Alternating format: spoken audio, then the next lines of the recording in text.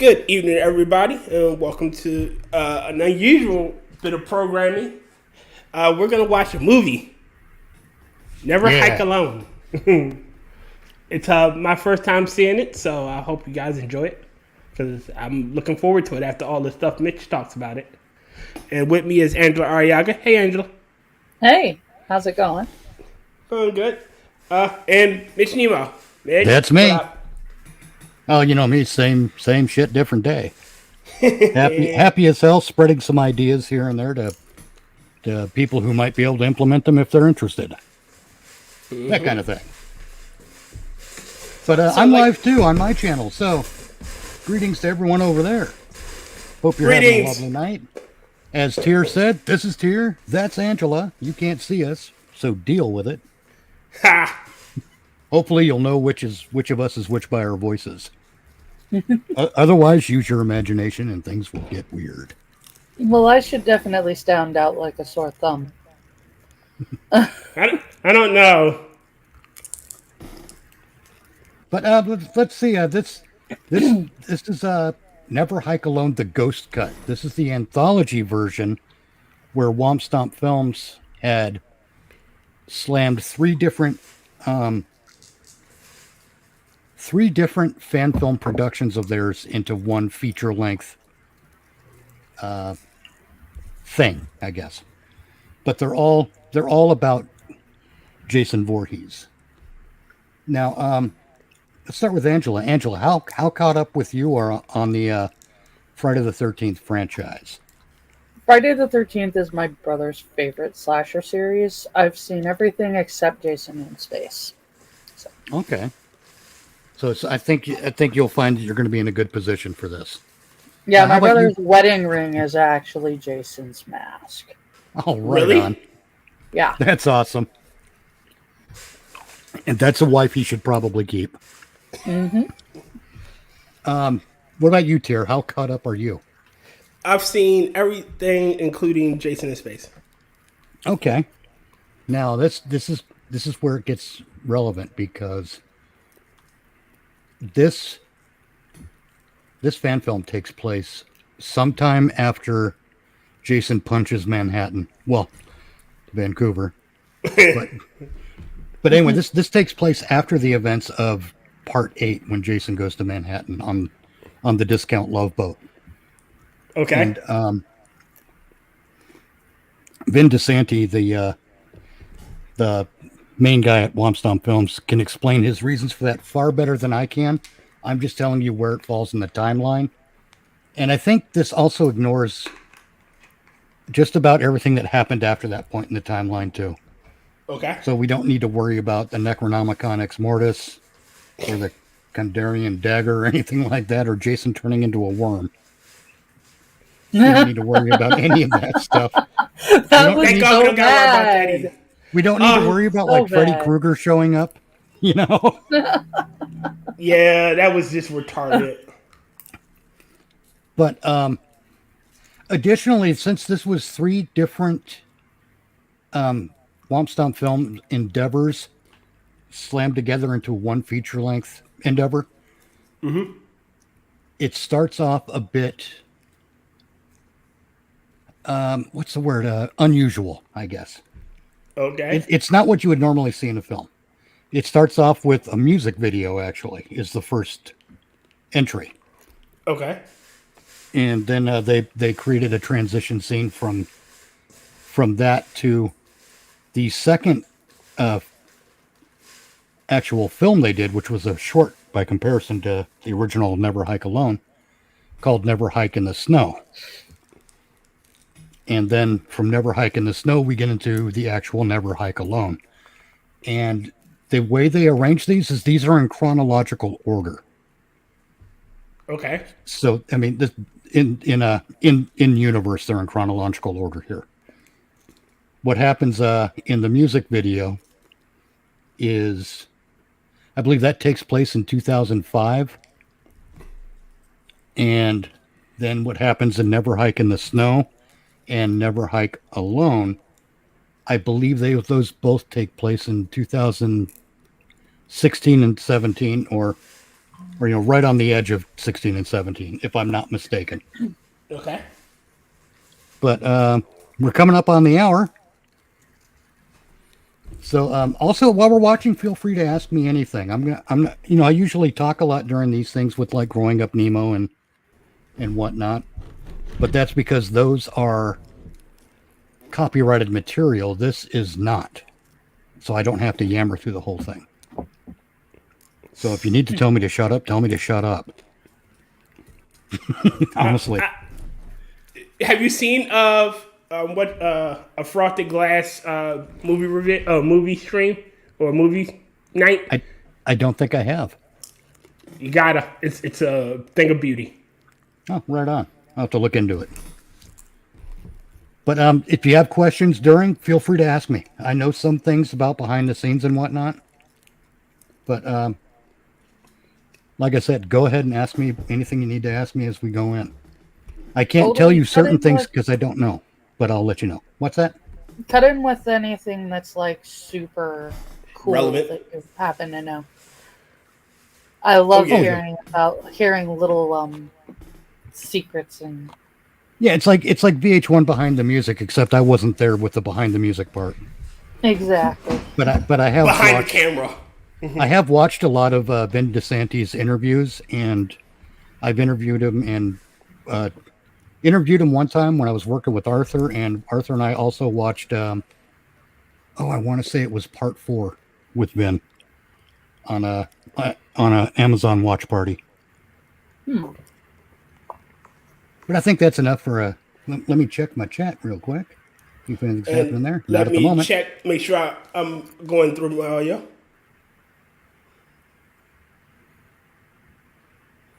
There we go. We're good. All right. Well, shall we get this beast on the road? Yes, sir. Let's do this.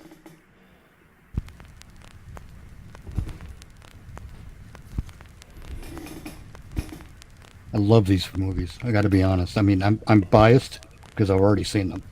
Oh, that's loud in my ears. Wow. Oh, I got hold it. on. No, it's just my volume's a bit high.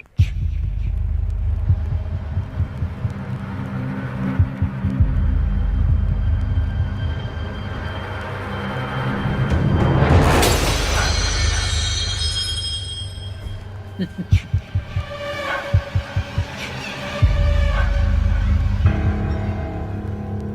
did really good with the music, too.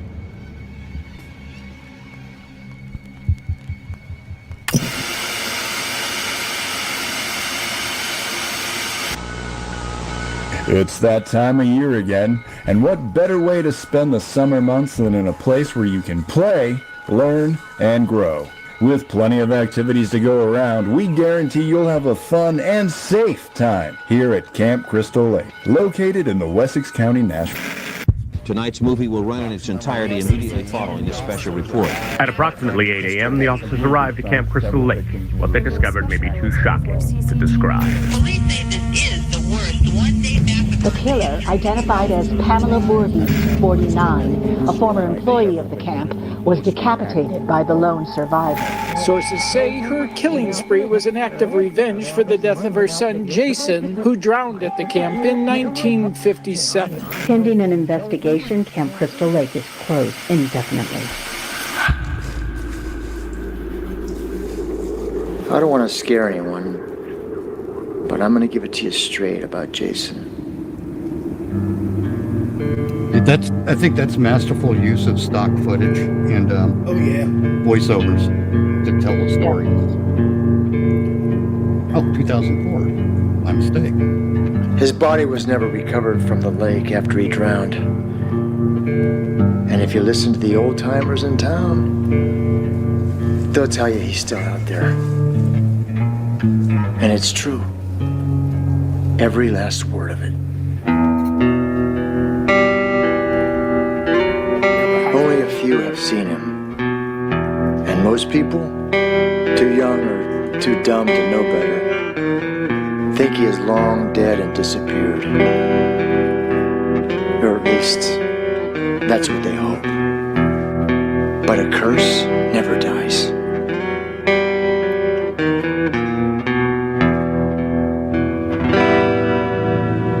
It only waits.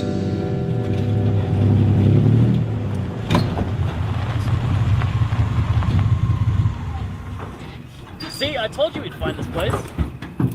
This camp's ancient. Come on, babe, let's go down I'm by the assuming lake. that's his mother. Yeah. Hey, Paul, bring them Yes. here. that's The fine. head right there? Yeah. Disappear. I'm no longer one with the darkness, cloaked in its sadness. A breath in the wind, a shadow in the night's mist.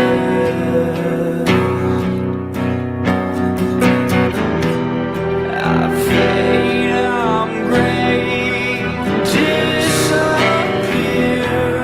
No fear, I'm clear. One with the shade, disappear.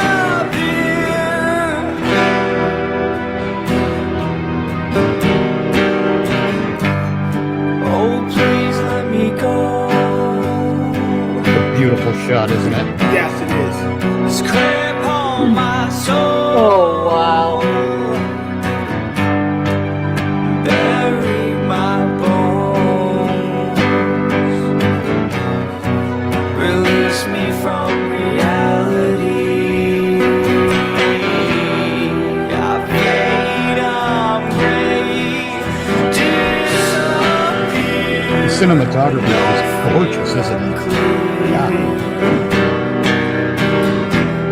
Here's a fun fact. With the shade. Disappear. Run. They lucked out with the sickle thing right here. As the sickle's going through the air, Uh-huh. that kind of a shot is really hard to get, and they made. Because you got to have the thing flying and the camera. Okay. Here, if we're gonna hear each other talk, we do need to turn the movie down a little.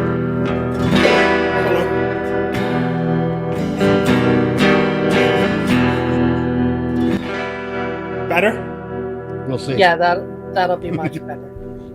Okay. But did you catch that? What I was saying there, Angela? A little bit. Getting that shot of the sickle spinning through the air was a glorious piece of luck because the timing with the camera pan and the flying sickle has to be just right. Yeah. I think he said they got it in one. Really? That's Yeah, I think amazing. so. Whoa, that is really good. Sometimes it works. Jesus. That thing in my throat again. Now, Tom Matthews and Vinny Guastafaro were both in Friday the 13th Part 6. Okay. Tom Matthews played Tommy Jarvis, and he reprises his role. I'm telling you because his name was right on screen, there's no shock.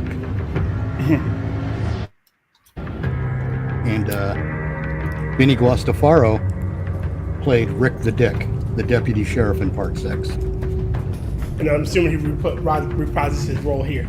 Yes. Okay.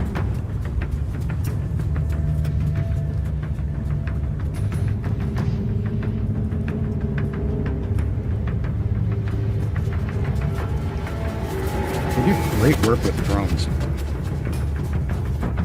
I mean, I'm assuming that's drone footage because this is a low budget endeavor, and busting out a helicopter in film crew is really expensive.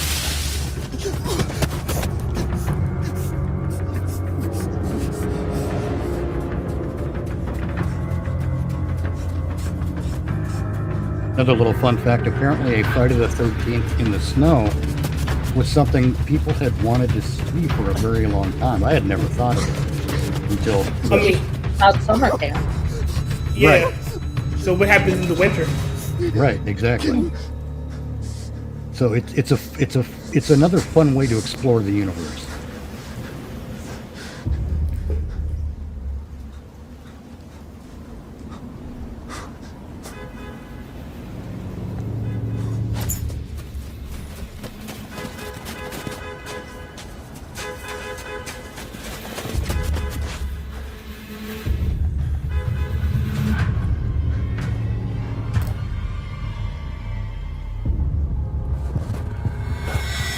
Run, you idiot. That should be the tagline in every slasher film. Run, you idiot. Yes. Right. I mean, there are some things that have to happen for it to be a slasher film, you know? Yes, but still. And he ran.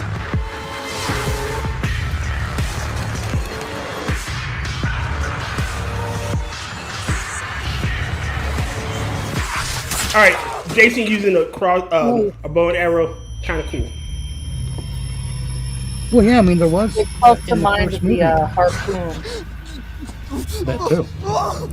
But in the first movie, if you recall, Pamela killed someone with a bow on the archery range at the camp. Yeah. So, it's not like it's a complete departure either, you know? Yeah, but Jason never uses it. Yeah. Look how close he is to his car, man. Oh man, that sucks so bad. I know. 8 seconds for freedom. Yep.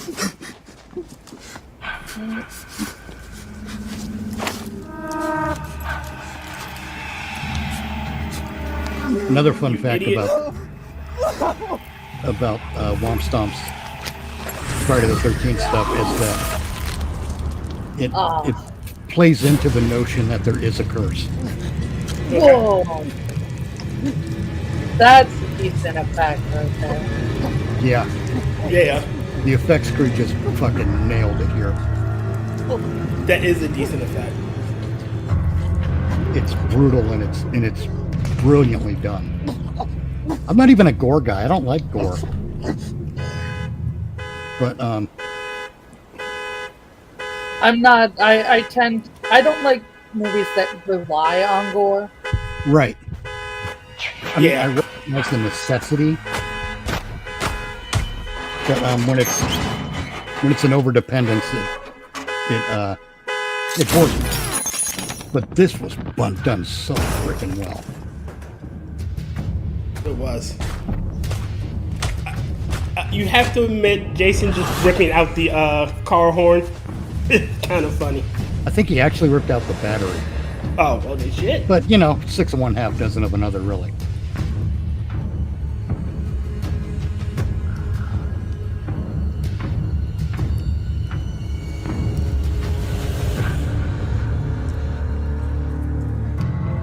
Oh my god! My brother's in chat! That's your brother? Yes. Cool. Well, hello, Angela's brother. Welcome to the show. Welcome to our movie. Or, Hey, it's Chief. not our movie, but welcome What's to our the word? nightmare, eh? Car's registered to a Diana Hill. Oh, Your son that's Mark right. took the I car this forgot. morning. Supposed to pick her up from work. Never showed. Chief, he's only 17. Jesus. What'd you tell her? Just that we Well, found the hello, car. Stream Mom's brother. Good. I guess I'll Glad head you're with over us. there and deliver the news. Yes, glad you're with us. Just that her son is missing. I think that's enough for now, don't you? Yes, sir. What about the report? Don't worry about it. I'll take care of it in the morning. Is there anything else That's, I should do here? Yeah. Sheriff Rick. The dick. You still carry that road salt in your trunk? Sir, I do. Good. Round up all of this business. Spread the salt over the blood. I don't want anybody finding this come tomorrow morning. Sir, this is an active crime scene. I have everything I need for my report. Why don't you just do what I ask and then beat it? Sir?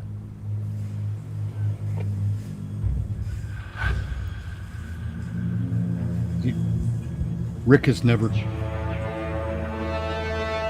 a one-on-one dealing with Jason, so he doesn't necessarily believe all the shit about Jason.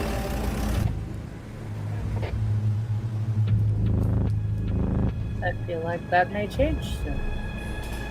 God, yes, I do. And that's Tommy Jarvis from Part 6. Hey, hon. Gonna be a late night. I'll see you in the morning. I love you. Send.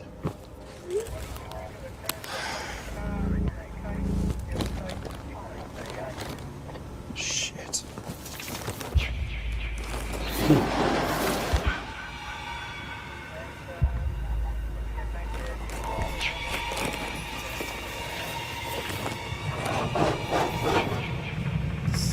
him.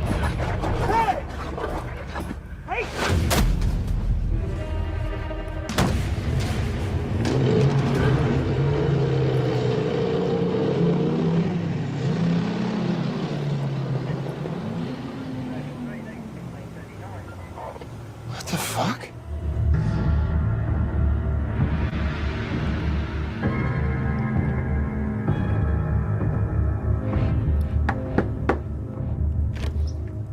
Diana Hill?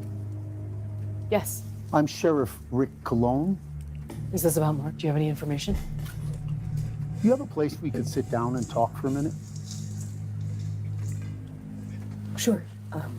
Right this way.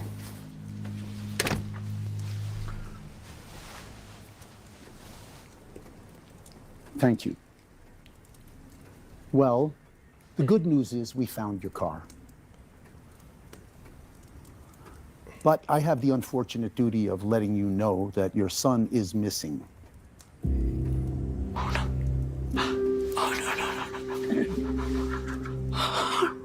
I know this is a very Okay, that is kind of a dick move. But Diana, I'm going to have to He has to ask tell you her. a couple of questions about Mark. Would I you was be gonna up say for it's that? his job.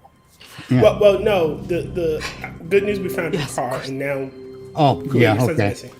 When's the last time you saw him? It was this morning.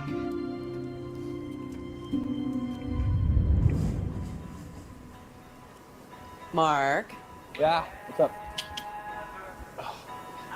My bad. Thank you. What you doing today? So, I was Googling things to do around here and found some woods. Hmm. I go explore. Well, where are they? Listen, Mom, you need to stop worrying what I'm doing. Never gonna happen. Okay. It's snowing. I gotta go. Don't forget, I need you to pick me up at the hospital at 3. Yeah, I know. Mark, Yeah, be careful. always. Love you. Gotta go. Was he with anyone? Did he have anything with him? He hasn't really had a chance to make many friends yet. He had his camera bag. That's where he was going to take photos. I guess his first He's a friend was great Jason. I don't know if that helps. And his last Sure, it friend. helps. Gives us something to look for. So it's just the two of you? Mark's father left before he was born. It's always been just the two of us. I see. Diana, would you mind if I took a look around in Mark's room? Why?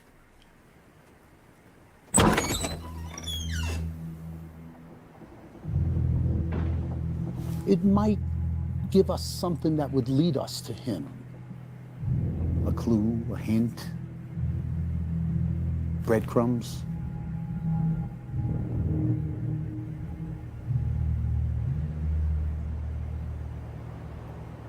You know, when we first moved here, I thought we were finally safe.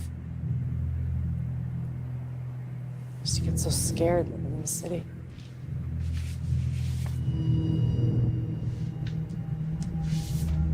Mark would be out all hours of the night with his camera.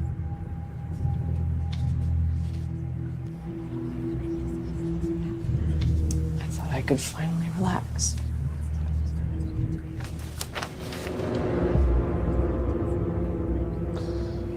Good dumb city people. Sheriff, Yes? did you find anything? No, I'm afraid not. Oh. Let me take this. Hold on. Idiot. Go for cologne. Calm down. What is going on? He did what? Sheriff, what's going on? Something's come up across town that requires my attention. I'll have my office call you in the morning with updates. Now, you see how Sheriff Rick Listen, pocketed map and I promise you, like we the are going Google to do Earth images? everything within our power to find He your knows boy. that there's some shit going If you on need at anything the else camp, from me, call me directly. but he's in denial about What exactly it is. what it is. Yeah. No need to thank But he knows something Just is going on, and he's kind of acting to prevent anyone to go up there. He's trying to protect people. Yes, I mean he's not a villain, just an asshole. If you know what I mean. He's antagonistic. Yeah, especially toward Tommy. In fact, he's Well, been he trying. would be because Tommy was involved in all of the story leading up to this point. Yeah, and he thinks Tommy is somehow responsible. Well, the cops did say that. Yeah, but for Rick, it's like his white whale. He can't prove Tommy's done anything, but deep inside, Rick is convinced that it's Tommy's doing.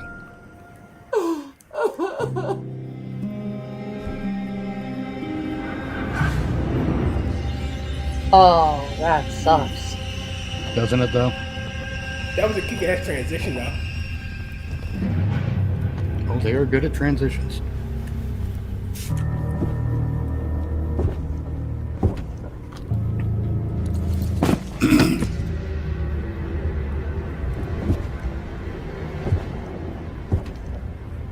There is no doubt that for an amateur film, this is actually really well done. Well, that's just it. These are professional filmmakers. They a lot of these people have worked on professional projects and have jobs in Hollywood and et cetera, et cetera.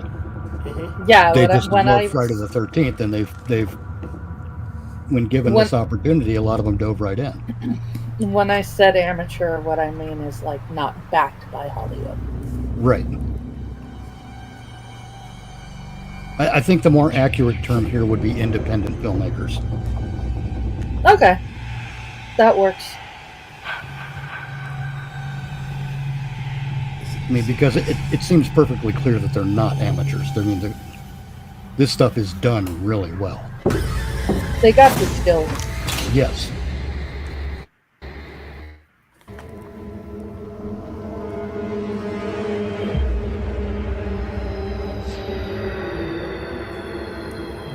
See, that's your problem.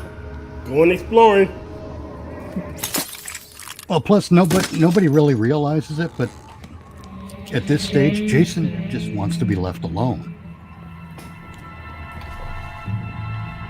That's pretty much all he ever wanted. Once he felt that revenge had been achieved, Right. which was in the second movie. So.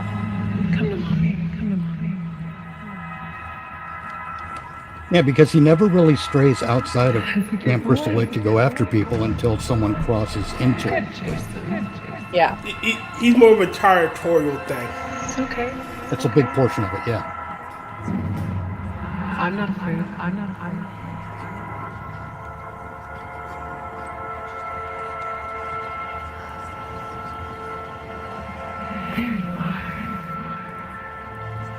I think this guy playing young Jason here is actually one of the backers for the who had donated to get this made.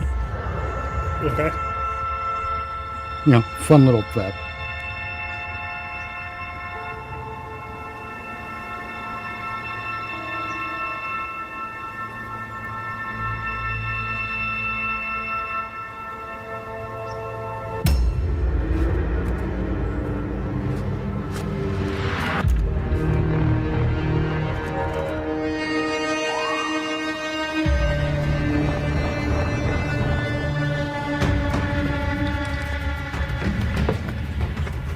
That son of a bitch.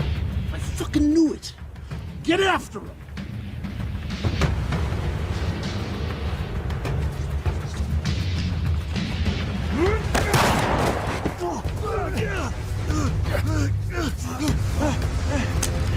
And if you remember, Tommy brought Jason back.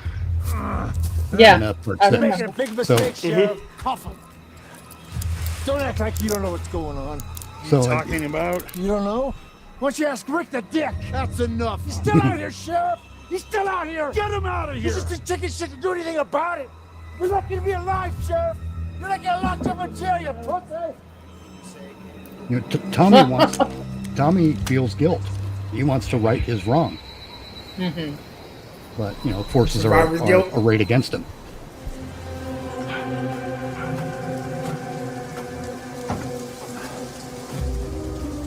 Sheriff, what is going on here? In some ways, Tommy is... It's just a bunch of local horse shit. Who the hell is Jason? You could make the argument that Tommy is now in the Crazy Ralph role. You go home. You be with your wife and kid. We'll talk about it. Crazy like Ralph was. That's I was going to say, except he's not crazy. Yeah, he's not the hey, harbinger of doom. You know, like Ralph was. No, that was such a son of a bitch. And get this shit heap towed out of here. You're all doomed. Sir. It's got a death curse.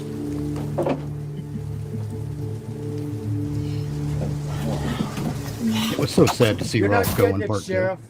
Yeah. Jason's back. How many people gotta die before you wake up? I got you now, Jarvis. You bang.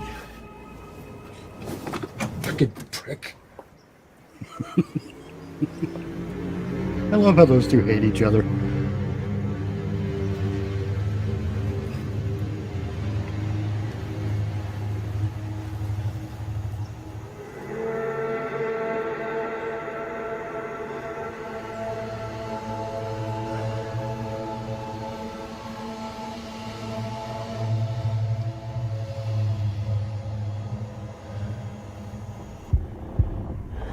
Any word from Angela's brother how he's enjoying it? Or if he's enjoying it? Yes. Oh, talking about Jason takes a boat ride. Jason punches.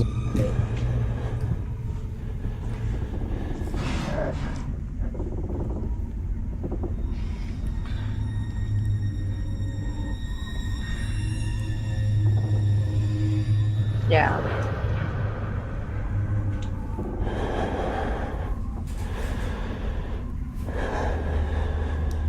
Nice POV shot. Oh, yeah.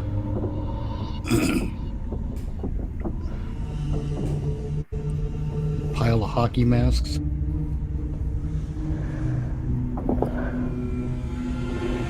So, you know, this way Jason always has more. I think that one had blue chevrons like Roy in Part 5.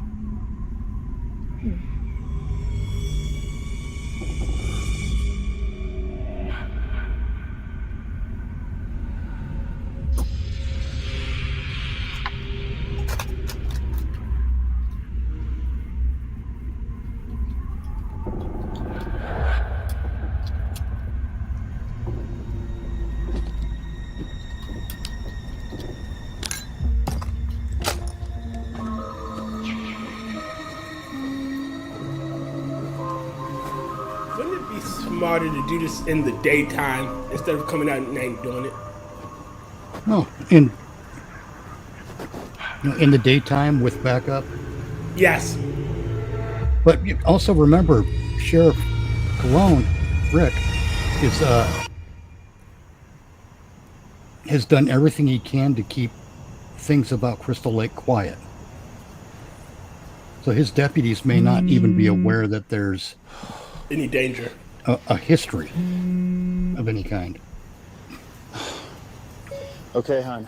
Okay. Just wrapping up now. My Get brother home soon. says Rick the Dick's Give the hate little guy a to hug for Tommy me. has to Love you. stem from him and the sheriff's daughter breaking out of jail. Yep. Well, also in the intervening time, Tommy's been trying to, deal with his mistake of resurrecting Jason and also probably trying to warn people. Well, and the probably news being turned viewed as a around bit of a nuisance. So Rick, being sheriff now, probably does have a legitimate reason to think of Tommy as a thorn in his side. Also, the beginning of fake news declared that Tommy was the killer in... can't remember if it was which one it was, but at the end they turned around and declared on the news that he was actually the killer. So That would probably be part 5. they kind of mushed together at some point. Yeah.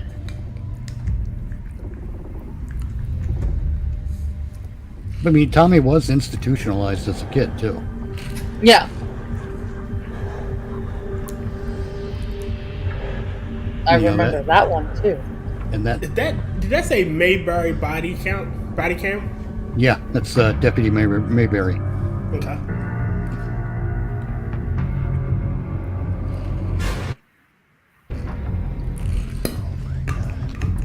Poor kid. Wessex County Yeah. Sheriff's Department. Sir, put your hands above your head. Or Mayberry, Dispatch, not I need Mayberry. access to my Mayberry. location immediately. Sir, I said put your hands above your head. Dispatch, do you copy? Sir, I said put your hands And above Jason's your like, head. sorry, I'm busy talking to my... Dispatch. Dispatch.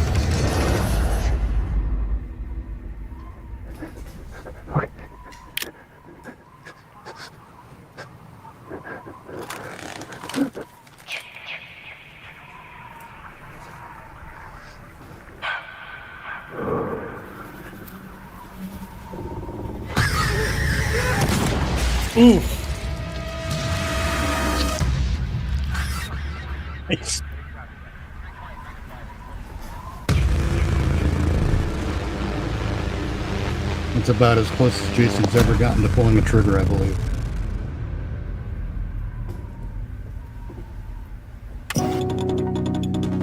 This just in, the quiet little community of Crystal Lake is in shock today after Wessex County Sheriff's Deputy Alan Mabry went missing earlier today. We're going to go live right now to a press conference with Wessex County Sheriff Rick Colley. Thank you for being here. This was I have another a piece of binding material brief, between Never Hike prepared Alone and statement Never Hike in the after Snow. which we will not be taking any further questions. At 6 a.m. this morning, our office was made aware that Deputy Alan Mabry did not report home from duty last night. The deputy went missing while conducting a search for a local resident who was reported lost in yesterday's snowstorm. Upon investigation of the deputy's last known whereabouts, we were able to find a trail of footprints. However, it looks like he mistakenly walked out onto the lake and fell through the ice. So far, our search efforts for both missing persons above and below the water have come up empty, but we're holding out hope. That's all I have for now. Please direct any further questions to my office. Thank you. Tragic news. Stay tuned. We will bring you the very latest from Crystal Lake as things develop. Well, we have to take a quick break, but when we come back, we'll introduce you to a native New Yorker whose love of hiking has turned him into quite the streaming sensation. Meet travel junkie Kyle McLeod when we come back. That's not going to end well. No, it is Of not. course not. I believe that newscaster woman was in one of the films. But I I'm think so, but I can't place her. Yeah, I also, have- she sounds disturbingly like Martha Stewart. Kind of looks like her. I'm getting worse with names and faces and stuff as I get older. I've definitely seen her someplace before, Oh yes. even if it wasn't a Friday the 13th movie. Another fun fact, Womp Stomp Films has released the soundtracks on their YouTube channel, which you will find in the description of the videos.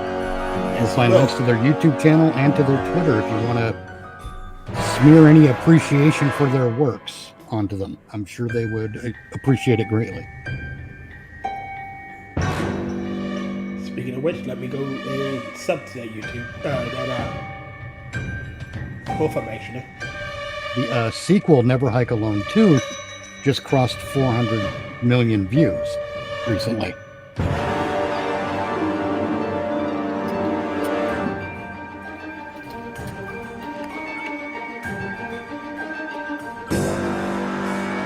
really love this music. It's done so well. And you know what else I love about it? It's not a soundtrack that's loaded with pop songs from whatever era. I love that. I kind of miss the days of movies having a proper score. My brother says that the newscaster looked kind of like somebody that was in Part 7. Yes. Oh, maybe. The girl who got all dolled up. But yeah, Jason got the mask in Part 3 from what was his name? Prenelin. I know he was played by Larry Zerner, but I can't remember. Shelley. The character's name is Shelley. Yep. Fun fact, Larry Zerner is now an entertainment lawyer. Really? Yeah. Wow. He also has a small part in Never Hike Alone. What was that, Mitch? He also has a small part in Never Hike Alone too. Larry Zerner does. Oh, Check. cool. Check 1, 2. Hey everyone, Kyle McLeod here, checking in on another glorious backcountry adventure. This week, we're going to be venturing through the Wessex County National Forest. Is home to one of the most diverse ecosystems in the Catskills. Now, we're going to make probably about a 45-mile loop up and around the lake, and hopefully find ourselves back here at base camp in just a few days. I should mention, this hike is not for the weary, so I recommend only intermediate to advanced levels tackle this route. So let me catch any noobs out here. That's right, looking at you, Hiker Man 5000. Anyways, according to my guidebook, we got about an 8-hour trek to our first rendezvous spot at South Lake Summit. What's that? And IRL streamers are the worst. Sunset's in roughly 7 hours. I'll see you at the top. Kyle out.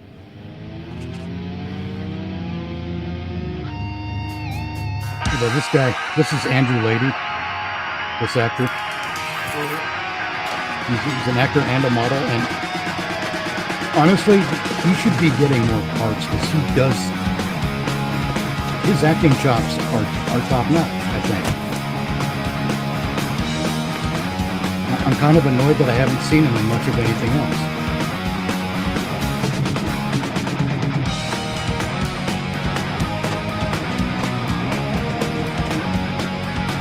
This hiker guy. Yeah. I mean, once you understand the character, you see how well he's actually playing. Yeah.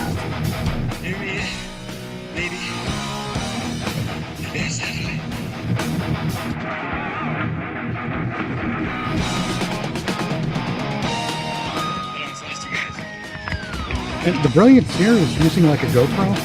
It's a great way to do a found footage like film. So, everything is in a good context, which is, one of my rules for filmmaking is things should make sense in a good context, and staying within it is part of that formula. 18 miles, 40,000 steps, and a 276-story climb later. And here we are, South Point Summit. Whew. And I think right over the ridge right there is where the lake is. Oh, you're in trouble. All right, that's gonna be all for now. Catch up with you guys later tonight. Kyle out. Hey, what's up, trail junkies? This week, I want to show you a pretty handy tool that is essential to your gear list. It is a 3-piece collapsible shovel by... And now we have a weapon. Fuck. What was it again?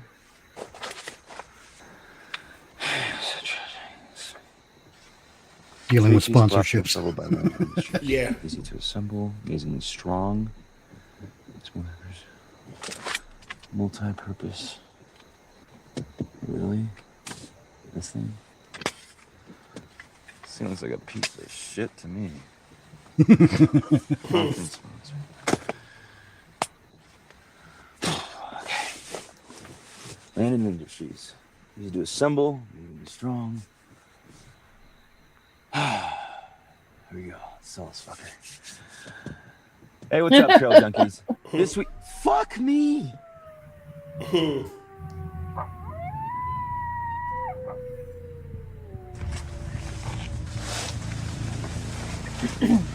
Do you actually hike, dude? Me? No, I'm talking to the character. Because if he actually hikes at night, he's awfully scared. 6, maybe 8. Oh no, he's not scared. He's just not drawing their attention. I think they're hunting something.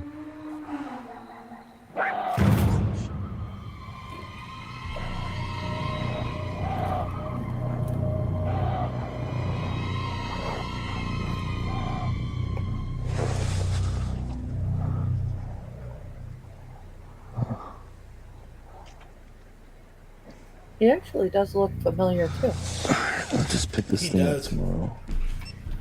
He might have been a kid star.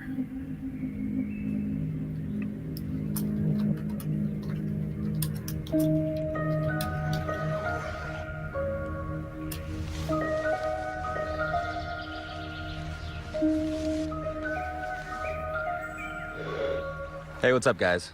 So it's day 2 and a beautiful one at that. Something pretty interesting happened this morning. I found an old trail marker on the other side of the creek. And it's not marked in the guidebook, but I think it's just more of a reason to check it out. Oh, and Another hopefully, fun all fact goes about this accordingly, trail marker. we'll find ourselves on the south side of the lake. The number on it is 2E03. Find the lake. And in a piece of fiction I wrote, I referenced that trail Yeah, the terrain's not marker. looking too friendly, but I'm just gonna have to make my way. And the story is very Friday the 13th-ish. All right, well... But it's not that's all the for Friday now. the 13th See you guys in a story. little bit. Kyle out. But it is. Because I have an original character that goes on these adventures, or investigations rather, and she comes across this place with the 2E03 mile trail marker while looking for a very Jason Voorhees-like thing in the woods.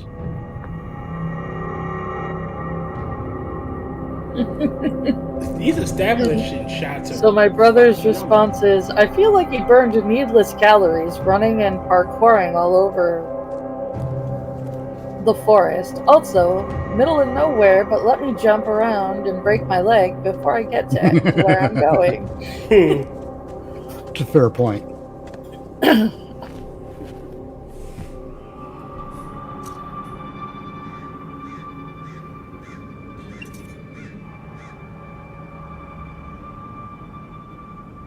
This may be check right it where out. you messed up, pal. All right.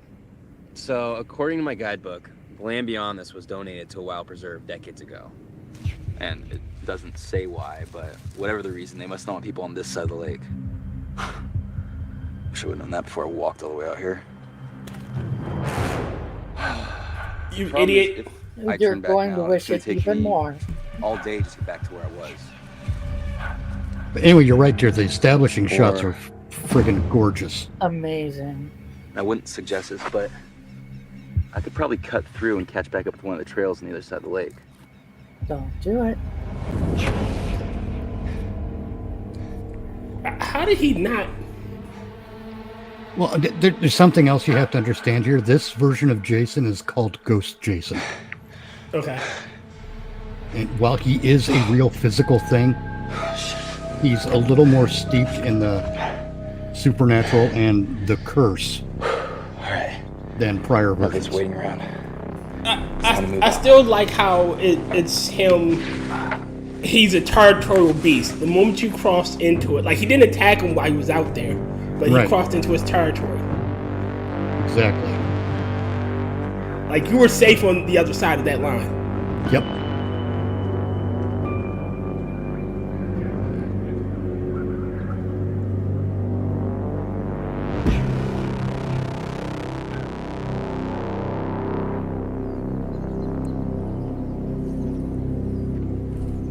And this is why you never go IRL streaming. Yeah.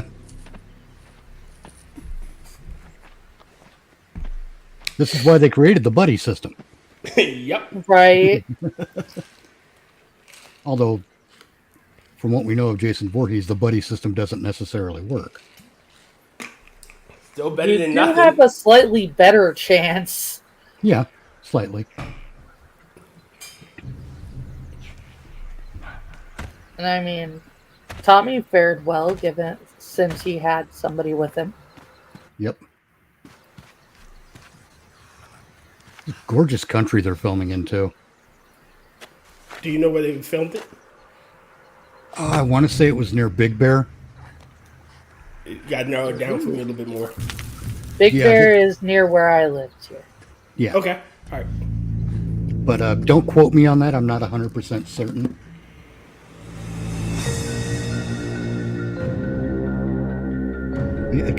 Fucking gorgeous. Stream Uncle. With Jason, the buddy system just I can run Here we faster are. than you. Yeah, Southernmost like point of when the you're in lake. the woods, it's not important that you can outrun the bear. You just have to outrun the thunder with. Now all I have to do is catch one of the trails on the other side of the cove and follow all the way back. Sundown is probably in a couple hours. So I need to find a place to settle up for the night. Not safe traveling out here, especially after dusk. Whew. All right. I guess that's all for now. Catch up with you guys in a bit. I don't think so.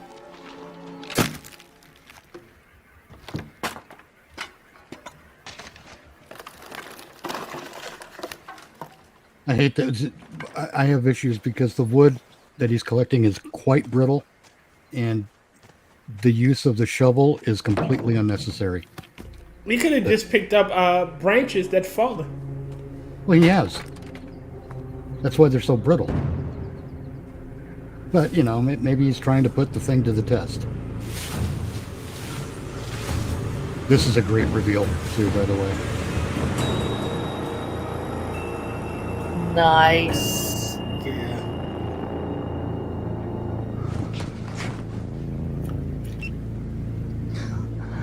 You guys are not going to believe this. This place is way more than a nature preserve. Look what I found.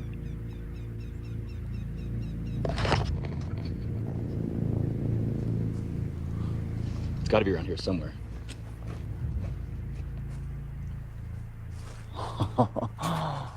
Oh, check this out. Well, this is how they found this place, too. They were Let's see what else we can find. looking for a place to film, and they were asking a local, "Hey, is it okay to film over here?" And he's like, "Oh yeah." I'm getting parts of the story wrong, so I'm trying to cut it very short. This local's like, "Yeah, that'd be fine, but if you really want a good place, you should go up and look at the abandoned camp." And they went and looked, and this is it. And they had a hell of a time getting the equipment up here. That's some serious luck, though. Yeah. I mean that's the Lords of Things looking out for you. Like, you don't have to build your own sets. You have actual. Right. Yeah. I mean, like, all they had to do was like put up the police tape here, for example. The Camp Crystal Lake sign. Yeah.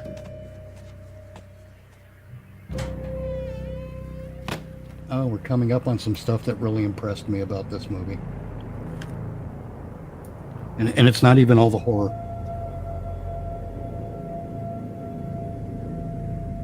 I wonder how much is just average stuff left by, an actual abandoned camp and whatnot. Apparently, a good amount of it was.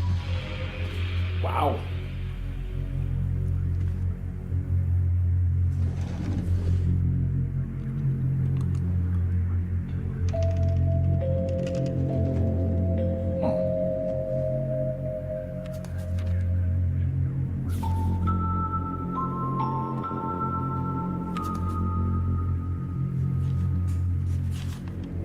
This right here is what I'm impressed by, is that Playboy. No.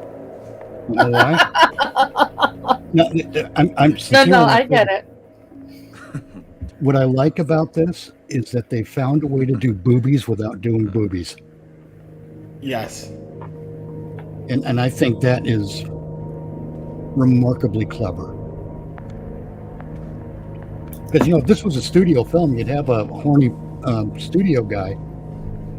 You gotta have tits. Gotta have boobies. We gotta get boobies in this picture. Show me the boobies. People like to see boobies. and that would be salacious and egregious and all that stuff. But this is done kind of artfully and skillfully, without it being gratuitous, and I have a great appreciation for that. Even there. So, Cheer, you got your tits. You must be happy. Always.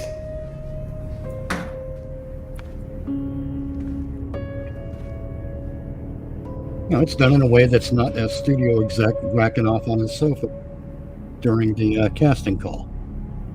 No, I get it. It's just one of those. Cheer and I will go rounds on whether or not a movie is good because the state of the movies. Yep.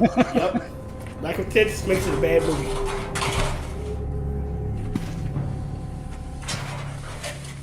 I mean, I'm pro booby, but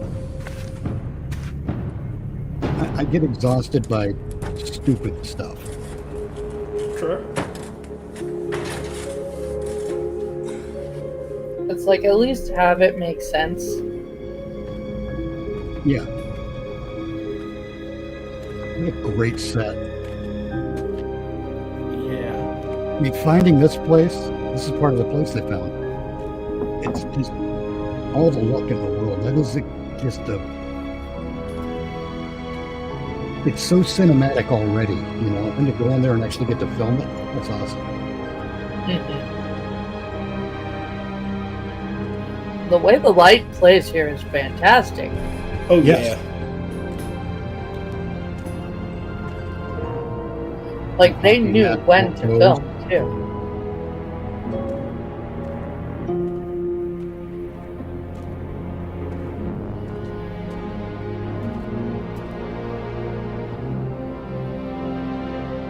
This last segment was filmed, I believe, on $50,000. Wow. Really?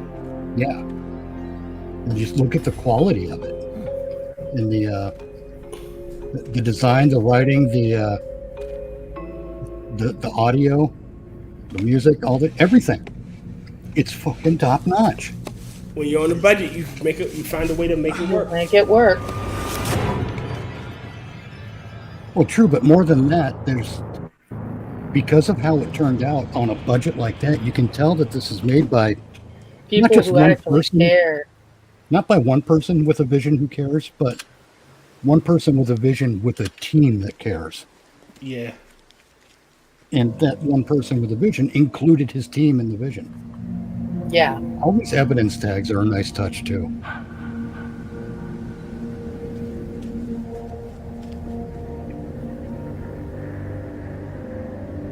But you know, I think you might be understanding now why I wax on so often. That sounds wrong. So often about Womp Stomp films. Yes. And Peter liked this one. Crystal Lake. My brother liked this one. Can't believe Says calendar stopped on Friday. Nice touch. Yep. Brother used to tell me stories. I about noticed this that too. place.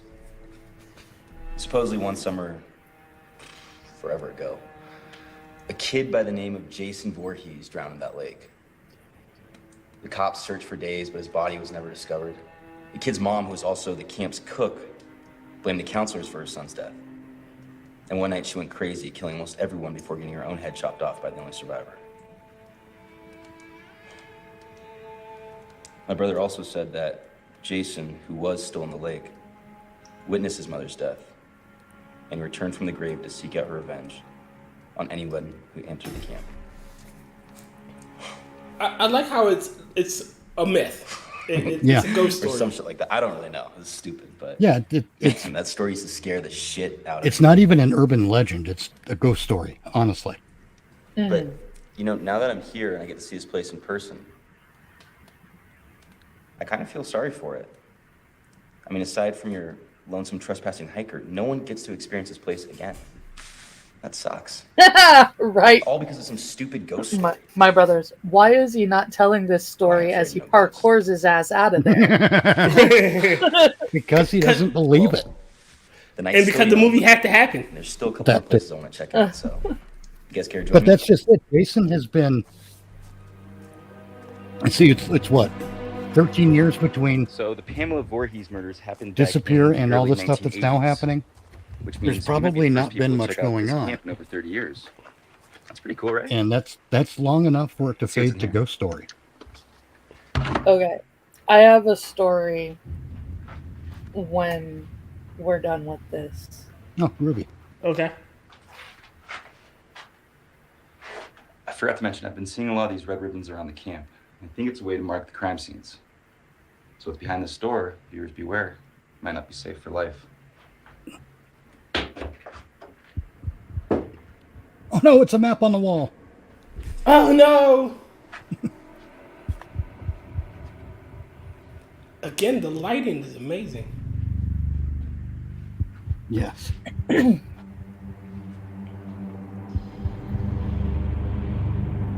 Now that right there would be the bed that Kevin Bacon was killed in. Okay.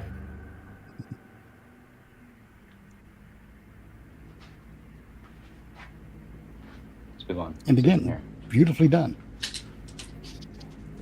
Yep. I would have never gone anywhere without my shovel. No, seriously, like Because it's durable and multi-purpose. Yes. Absolutely. So this has got to be the kitchen. This must be where Camel served food to all the kids. My lunch lady's scary. Yeah, see, he's not even saying Jason. He's saying Pamela. He's still stuck on Mom. So Right, he just because- assumed that Mom did all the murders. Well, see, it's been verified that she did. Well, in the first by movie. Yes. Alice in the first film, because she did survive. So Pamela's crimes are verified, and Jason is a myth.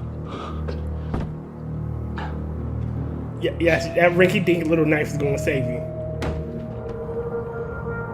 I would feel better armed with that shovel. I would too. I won't lie. Any Swiss Army knife in a storm, man.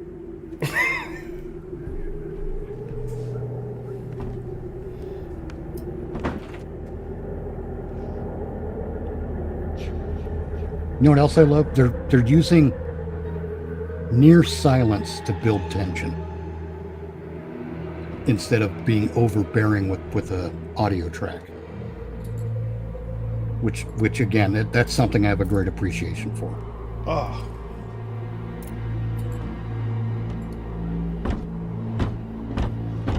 Shit, Mitch, they stumbled upon your sex dungeon. Oh no. My brother's watching this, dude. What? That's okay. I tend not to invite men to my sex dungeon. Whoa. Just a door to nowhere. You don't see these every day. Back in the day, they used to use these to lift heavy shit on the second floor.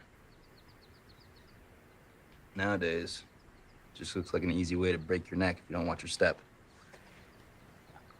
Foreshadowing. Mm-hmm. You think?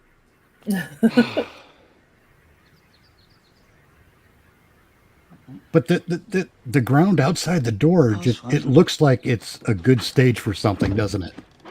Yeah. See what else is in here.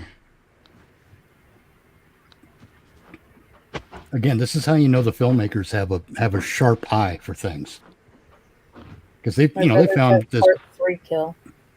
they found this place very much as is, and didn't have to do over much to make it work. But they saw the cinematic potential in it too, and we get to be the recipients of their foresight, of their good taste, and I love it. You want to join me and watch Never Hike Alone? Come on, let's watch it together. You're talking to the cat, aren't you? Yes, Yep. he is. She wants to be in my lap. That would have been very creepy if he wasn't.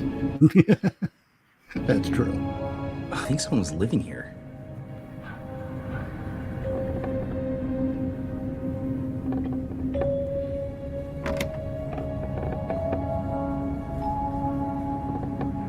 Dude, you're very optimistic to say was.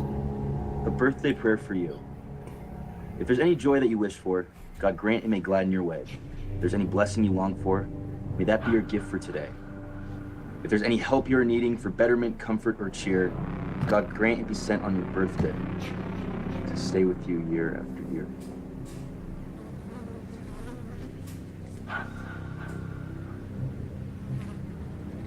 To my special boy.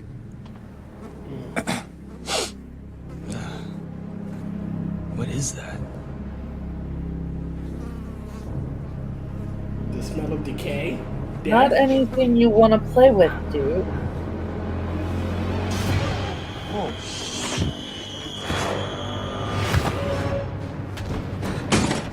He got you.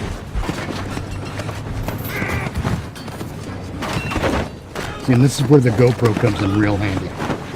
For to give you that first person I'm in the middle of it effect. Jason was so sentimental. Look, Jason loves his mother. I don't think necessarily sentiment.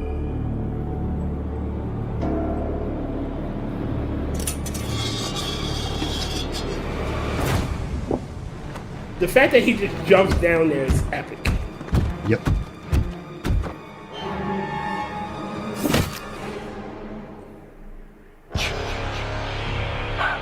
Epic reveal. And you'll notice that the mask is different too. It doesn't have the red chevrons on it. Yeah. Even I know not to punch a guy's hockey mask. Oof.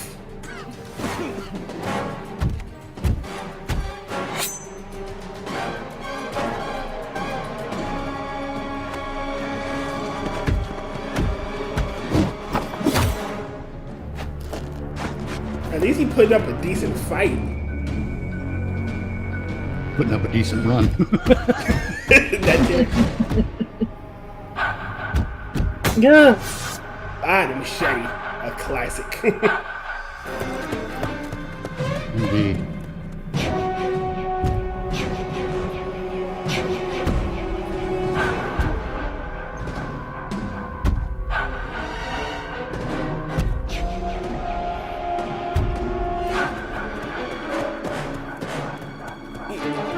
This question is completely irrelevant of anything, but you think the local animals bother Jason? I think in general terms, they probably avoid an area he's in. Although I don't see where he would be a threat to them, because why would he be? Fuck. Yeah. I think as far as Jason's concerned, they're every bit as much part of the environment as he is. It's people he has the issue with. Okay. But at the same time, I can imagine some animals just sniffing the air going, Voorhees, fucked up.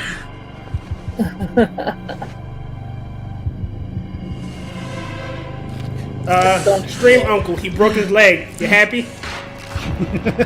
He didn't break it, but he injured it. It's a deep wound that he's now going to drag across the ground. But, you know, hey, what do you do? Yeah. He also commented on it's very clear that it's not the same mask because there's no mark from Tommy chopping it with the axe in part 4. Yep. I think that was part 3, but I can't remember. In part 2, they allude to him killing and eating animals. Maybe he did. I don't know. But yeah, that was speculation. So it depends on when you think Jason died, too, because there's different speculations about that. Okay. Some people say he didn't drown in 1957. I think he did. The leg! Get the leg! Damn it! I have a whole concept about how this curse works. Okay. But it's very wordy to explain.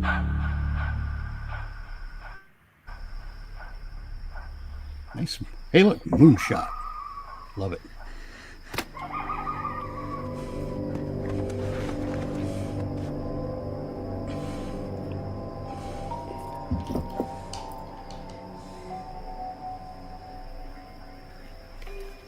Jason had effectively chased Kyle out of his territory, I think. And that may be why he didn't pursue. Yeah, well, he didn't pursue like he might have otherwise. Hey, Maddy. If anyone finds this, my name is Kyle McLeod. And I was hiking through the Wessex County National Forest. And I found Camp Crystal Lake. Everything, all the stories are true. He's real. Jason is real. He attacked me, but I was able to get away. I'm probably about a mile west of the camp. I have a pretty severe laceration on my leg. That if I don't treat it soon, it's gonna get infected. Fuck. Oh, that's already infected. Yeah, after all the dragging you've done. Back at the camp. Without it, I don't think I'm gonna last through the night. If I can get to my supplies, there's still a chance I can stay alive. I just need to close up this wound and make it back to one of the trails on the other side of the cove.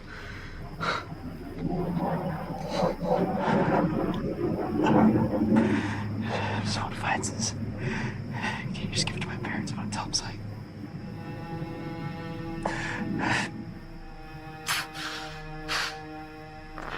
Mom, Dad. You know I love you guys. I'm sorry.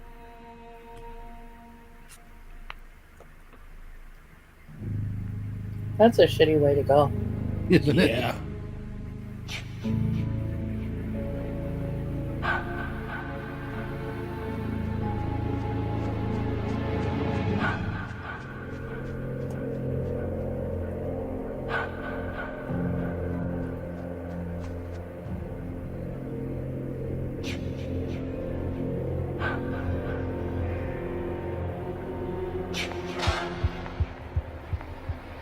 Another evidence tag. That's got to be comforting.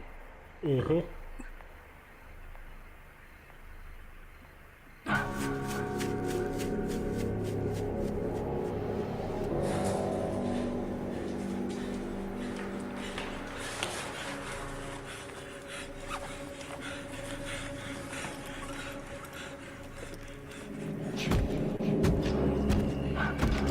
This is where you need your super glue instead of sutures.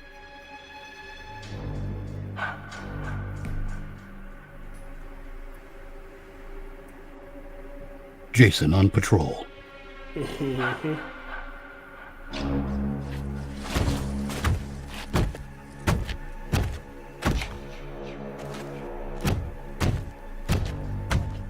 That's the other thing. Jason knows.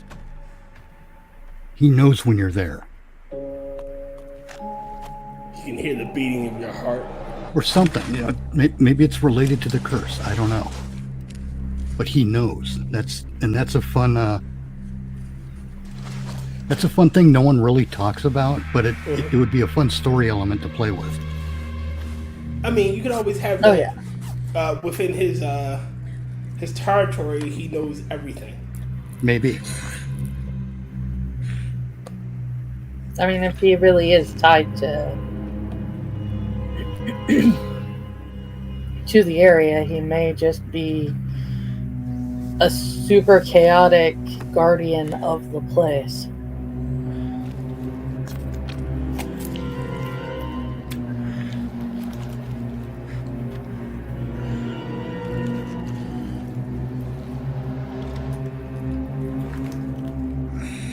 God, I would rather have the super glue. So would I. Apparently, Chris also hit him with the axe in part 3. Yes.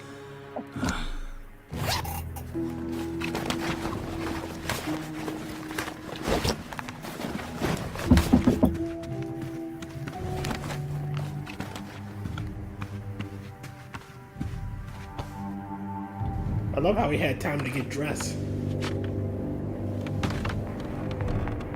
Well, again, Jason's not an idiot. I think that's a mistake a lot of people make about him. He was hydrocephalic, or what they used to call a mongoloid. That's the deformity. And they say he's retarded somehow, but I don't think that he is. I think he just doesn't have the ability to vocalize. I mean, he could just be slightly out of step. Maybe. But he's not an idiot. And I think that's part of the thing you have to contend with, is that there's an intelligence there, and once you figure out how that works, you may have a better chance of surviving an encounter. Well, also, you spend enough time isolated at a camp in the middle of the woods. Yeah. And you're not really gonna have a whole lot of socialization. Yeah, but Jason didn't start off like that.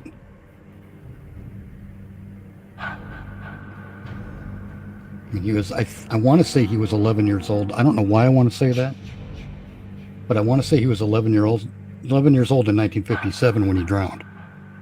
Stream Uncle, how old was Jason when he drowned? Yeah.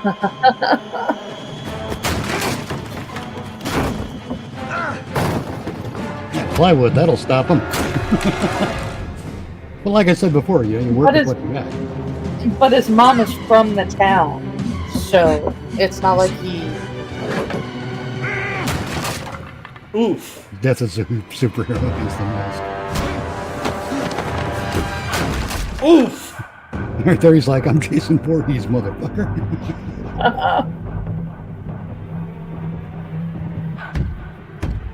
I don't think Jason should do the Michael head tilt, though. Maybe that's just me. And I love that where did he go? The little reversal that Kyle was able to pull on him with the sneaking on. For just a second, you're like, what? Then you're like, oh, well, that didn't last long.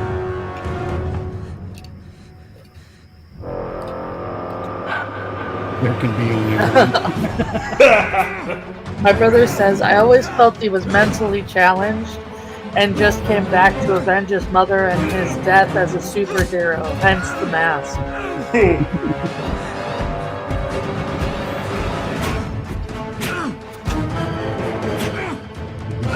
He's the unlisted Avenger. Jason Voorhees.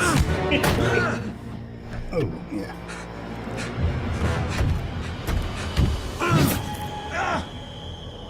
It's over. Crunch. Ooh. You're like ugly. Look at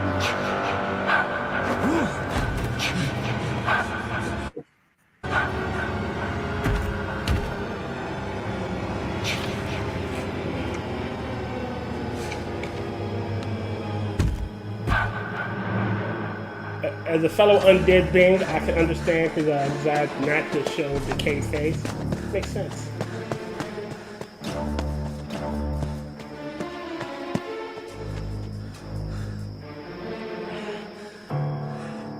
My brother says, oh, Kane Hodder and his head tilt is the stuff of legend. Yeah, but Nick Castle did it first as Michael Myers. Shit, just imagine the strength it had to embed flying. Yeah. You have to figure, though, there are only so many, like, body references you can make to... That's true.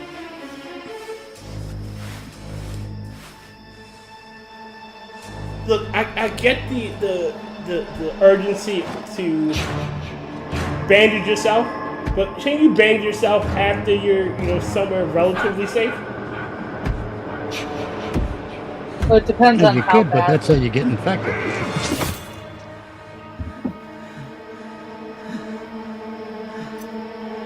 He wasn't bleeding, bleeding out, therefore he should have waited. Yes.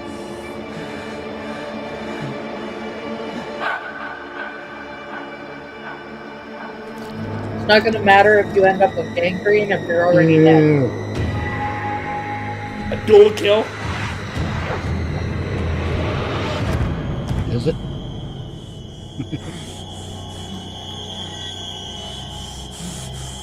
Well, Jason's already undead, so... Oh, there's more to it than that. Jason... The way I describe it is Jason is undying. Whereas he will be killed, yes. So maybe my phraseology is not great. Well, his guidebook saved him. You can kill him, but he'll come back. I mean, I think the curse is... I don't think it was the lightning strike in part 6 that brought him back. I think it was the curse that allowed the lightning strike in part 6 to bring him back.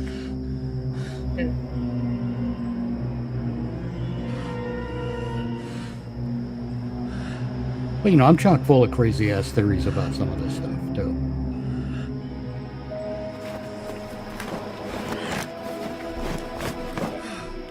Kyle doesn't know that there's a curse and that Jason is undying. All he knows is Jason is a human monster. So he has every reason to believe that Jason should be dead there. Okay. So, my brother says, so a repeater like Victor Crowley in Hatchet is returning. Kinda, I've never heard the phrase repeater. And I haven't seen everything I haven't seen all the Hatchet films. But I do know what you're talking about. But Vin DeSanti of Womp Stomp Films describes Jason as an undead revenant. And I think that might be as close as we're going to get to something accurate. Well, especially since this Jason is Vin DeSanti's baby. Okay. The ghost Jason that we're dealing with here. Nasty looking water, ain't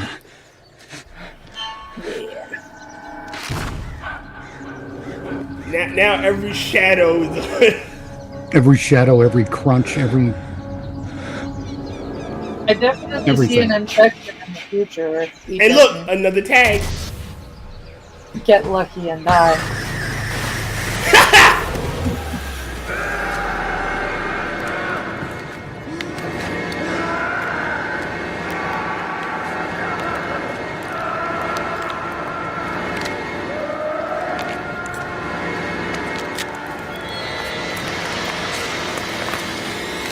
I have theories about some of these. That's a good one. Had my hopes up. Because, Alice in the first one had that hallucination. Chris in the third, Ginny in the second. Hey there. Don't I love worry. her eyes, by the You're way. okay. Everything's going to be okay now. You're in good hands. Right, Axel? Katie Schwartz is her name. Axel. The actress. Oh, hey! Reading the Welcome same back, Playboy. bud. Hey, didn't anyone ever tell you should never hike alone? Oh, god damn! Look at the beard on that vagina! Woo! Whoa. Try not to move. Okay, your body's been through enough already. Let us take it from here. But I think the hallucinations the survivors have, Can you tell us what happened out there? the young Jason When's the in last the thing lake you at remember? the end of the first one, etc. Do you have any pain in your neck or your back? I think a lot of those are Hey, whoa. psychological manifestations of the curse. The curse reasserted, you escaped. Not really. Yeah.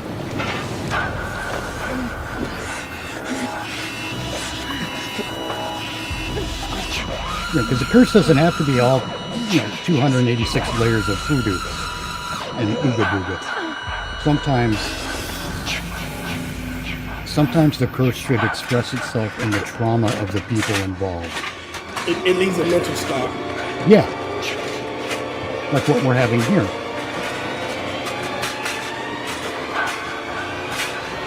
And he's going to take his own knife. And how we got Ghostface's knife on the ground. Okay. Off to the nut house he goes.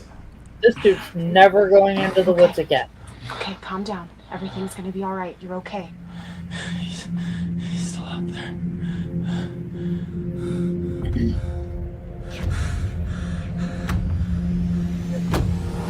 What the hell is going on back here? It's fine, Tommy. It's under control. Are you sure? Didn't sound like it a second ago. This was a big... Axel? That was a good jump scare. Oh shit, man. If this were This is a in a mess. theater, when Yeah, I'm gonna Tommy need a opened minute to those clean this ambulance up, doors, Tommy. because That this was shit the made first 5 release tops. with All right. Tom Make it Matthews in it. quick. We got a long ride ahead of us. I don't want to be out here any longer than we have to. That would have been the point at which the audience screamed their fucking heads off. And you shit. I mean, it was a good jump scare. It would have screamed because it's Tommy Jarvis. This was a huge get for this film, and you know they got him just in time to do this little bit toward the end here. What's up? I think there might be someone else in the forest. Are you sure? It was something the patient said when he was awake. I don't think he was out there alone. The guy didn't sound all there from where I was sitting. Yeah, I know, but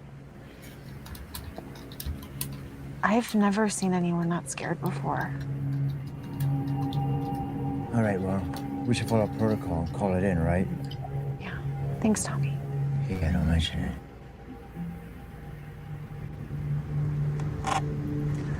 Rescue My brother 26 says, to nice call dispatch. back to Axel the Requesting coroner correspondence. from Do you copy? Fort. Exactly. Rescue 26 to dispatch. Do you copy? Over. Rescue 26, this is dispatch. Go ahead I with think it was Axel the coroner who kept shouting "Jesus we're heading Christmas." back to County Medical. Right. We may have another lost hiker out here on Cunningham Road. Do you copy? Copy that 26. Do you have a description of the individual? Over. That's a negative on the description of the individual. Son of a bitch. I know. Kefk, could you please repeat? 26, are you there? Tommy? Let go of me, you ugly son of a bitch! Axel, something's happening to Tommy. What the hell? Hey, man, what are you doing? Let him go! Axel? Let go! Get the hell out there! Are you okay? Shit. Axel, what's happening?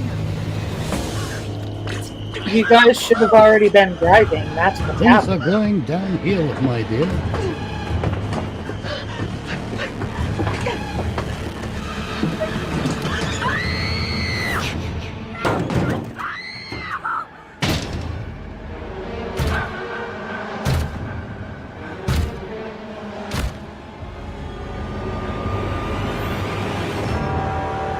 Hi, buddy. Yeah.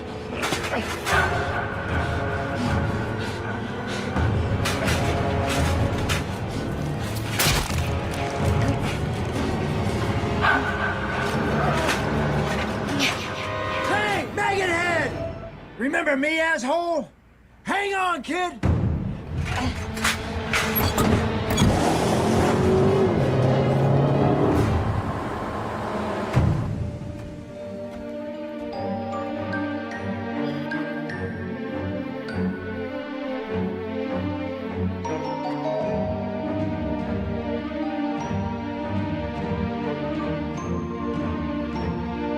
Another beautiful drone shot.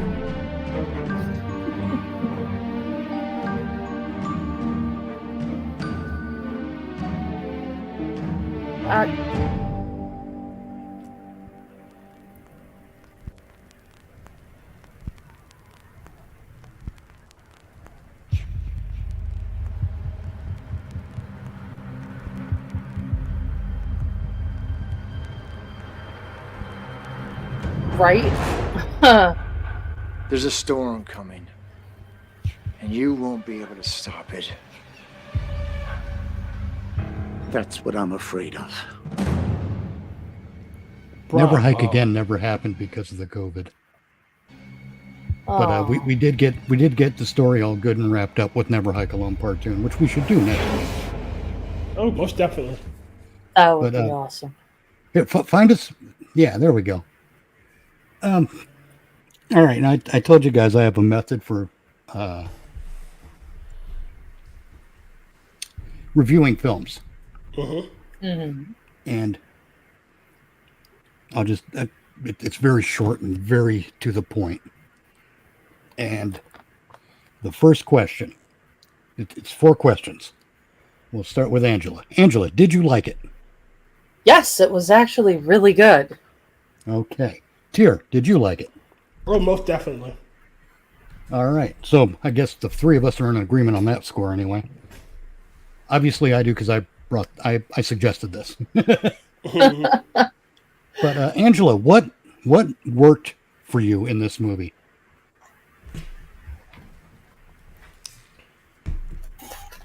It didn't.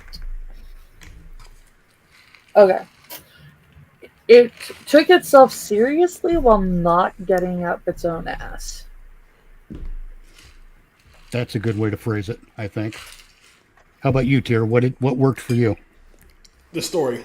All right. So if you look at each story or each cut as a segment and as a if you look at it as an anthology, each piece was fucking amazing. It stayed long enough to tell the story and leave you with enough questions that you want to know more. And I love how, what do I look for? It was interconnected, but standalone. I know exactly what you mean. Yeah, I don't have to do a quick toaster check. I'll be right back. All right. Well, I'll bet you anything that the Germans have a word for what you're talking about there, Tyr. I certainly don't know what it is. Yeah. Again, if you look at this because they were pieced together from a smaller films, and they're standalone stories, which is good, and especially they work well together. I think the last story should have probably been first, maybe, or the one with the kid, because that plays into the second part of the story with the Mayberry going missing, which plays into the hiker. Right. You know. So, and then you had the second one with Tommy Jarvis, and this one kind of feels like he should have already known what the fuck was going on. Who, Tommy? Yeah. Well, he clearly did, but I think he plays it mysterious enough at the end of the film there in the ambulance to suggest that he does know that something's going on. Well, if you look at the way the story is played, they're segmented, if you will. You know, it's never hike in the snow. Then the second part of Never Hike in the Snow with Officer Mayberry being killed, and that plays into Never Hike Alone with the hiker. And again, the way he acted in Never Hike in the Snow with him knowing, oh, it's Jason, he's back, he's doing all this shit. He should have known the moment he was out there, like, wait a minute, we're too close to Crystal Lake, and we need to get the fuck out of here. Well, that's just it. We don't know how close they were to Crystal Lake. That's true. At the end there. They may have been just out of town at that point. It's hard to say, you know. We don't really know. You're right. But I guess that could feed into being part of the mystery. But, you know, should Tommy have played it a little more... Oh, what's the word I'm looking for? Well, this is why I don't think it was in Crystal Lake at that point, because Tommy wasn't amped up. You know, he wasn't insistent about getting out of there right now, because he had, if they're not in Crystal Lake, he has no reason to believe that this is a Jason thing. He doesn't hunt. From what he understands, he doesn't hunt outside of his territory. Right. And if he does, it's only because someone has crossed in. And he doesn't have any reason to believe that the kid crossed into his territory. Makes sense. Right. However, I would assume Tommy was involved in some way in not just driving there, but also getting the kid into the, getting him checked out and getting him into the ambulance and all that stuff. So Tommy would probably have some awareness of the injuries and be like, oh shit. But that also raises three more questions that the film never actually answers. How did he get in contact with them? How did they find him? And how did they get him to the ambulance? Well, I'm going to assume they walked him, but how did they find him? Well, again, that's the beauty of it. We really don't know. The point is, we don't know because he passed out. Well, right. Yeah, I get that. It's the Deus Ex Machina, but works. I mean, well, it's not unreasonable. Well, The way- hang on. Go ahead. Because I think my next question for my review process will tie into what you're getting at here. So we'll start with you this time, Tier. Okay. What didn't work for you? I mean, we've had this conversation before about how some questions should be answered and how some shouldn't be. Right. Now, if they foreshadow like, oh, I have a GPS locator, and if I hit it, it'll summon help. All I need to do is keep it on me. It would eliminate that question of how they got there and why they're here. That's true. But because he couldn't have called anybody, there's nobody to find him and say, oh, he needs help, and he was in the middle of nowhere. A little foreshadowing, like, yeah, I got. Maybe when he was doing the product placement, maybe they should have had a life alert like that. Well, here's this newfangled device that if I'm in danger, all I have to do is press the button and it'll alert the local, fire and rescue, and they will immediately send someone out to help me. It saved my life X amount of times. It'll save my life again. I just don't know when. Well, see, that's funny because in that piece of fiction I wrote that I mentioned, there's a character named Virginia Steele who runs a bed and breakfast outside of my version of Crystal Lake. Okay.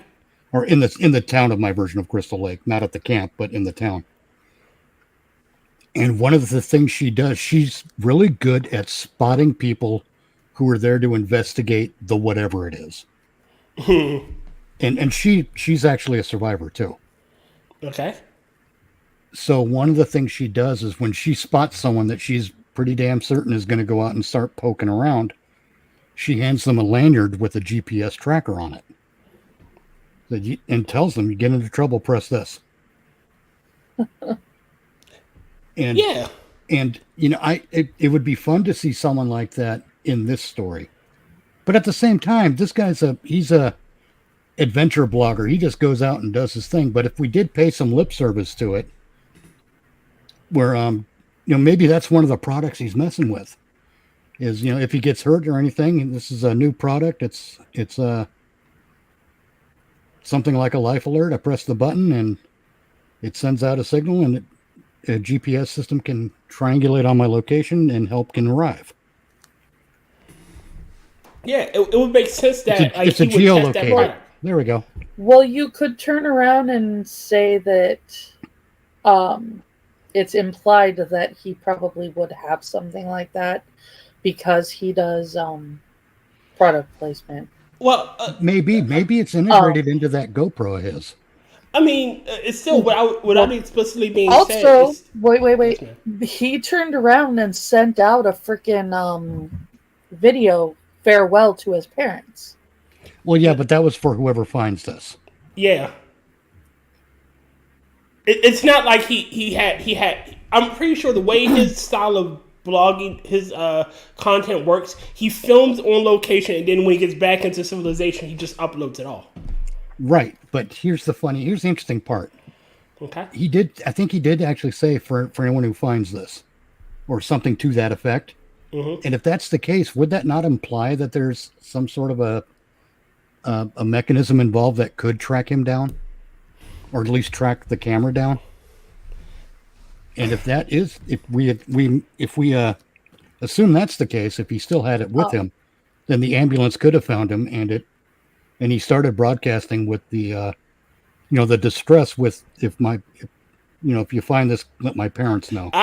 But there's another issue. Brother, I actually agree with you. It is very possible that Tommy was driving the ambulance. The question is still, how did the ambulance know to go there, which is what Tier's trying to ask unsuccessfully. And the camera died. Like, he was in the middle of filming, and it goes off. It just dies. True, but it could have a reserve thing that allows a signal to repeat, so that it conserves power, so that the signal can repeat if activated. Well, that's true, because if you're not using something, I have I have an item that when it's not in when it's not actively being used, it uses very little power, and it's See, I wish I had the thing right now. But Angela, what didn't work for you here? I actually didn't really have a whole lot that didn't work for me. I was just kind of... It was fun kind of nitpicking the special effects, even though they were well used. I was like, oh, I know how they did that. I can see... I think that comes with... see where that worked. and I stuff think like with that. people in our age range, I mean, I'm not saying you guys are as old as I am, but I think that's one of the things. The older you get, the more you know how some of this stuff works. The more you see it when it's on You know how the screen. sausage is made. You know, the harder it is to hide from you. But exactly. But I think they did fine. I mean, there's one point in Never Hike Alone where I think I see a cell phone tower in the shot. I did get that. Like, there's stuff that really shouldn't be there if they're as far out in the Right. Well, that's my in point. the woods as they're supposed to be. If what I'm seeing is a cell phone tower, then I am not going to point it out to anyone because I don't want anyone else to see that. Mm-hmm. You know, I don't want to do that to the film. You know, I mean, but It's a damn good modern film. times, I can honestly see a cell phone tower being part of the new modern landscape. If this was being filmed, if the setting was in the 1970s, and then you see that cell phone tower, that would be more egregious. However, it's fairly modern. Cell phone towers are ubiquitous with landscape, and that wouldn't be a thing depending on how far it is from Crystal Lake. Right. Exactly. It depends. But still, I don't even know that it's a cell phone tower. It looks like it could also be a like a radio tower. No, like a street lamp, but one of the old kind where there's just one metal arm attached to a tree. And the lamp hangs down. It looks something like that, but I can't see it clearly enough, and I've tried. I've paused it. I've sat there and stared at it for minutes on end, and I can't confirm what I'm seeing, so I never point it out. And I don't want to point it out because I don't want to blow it for anyone else, Mm-hmm. I want people for this movie, I want people to live with the illusion. Well, it can't be as bad as like leaving the boom mic in the right in the shot. So in every episode of Friends, or the plane flying over Russell Crowe's head and Gladiator. Yeah. Now the easy question when it comes to my review method. Kier, we'll go back to you this time. Would you recommend? Oh, most definitely. I can't wait to watch part 2 because I want to watch it with you guys. Angela? I already did. My brother's here. That's a fair point.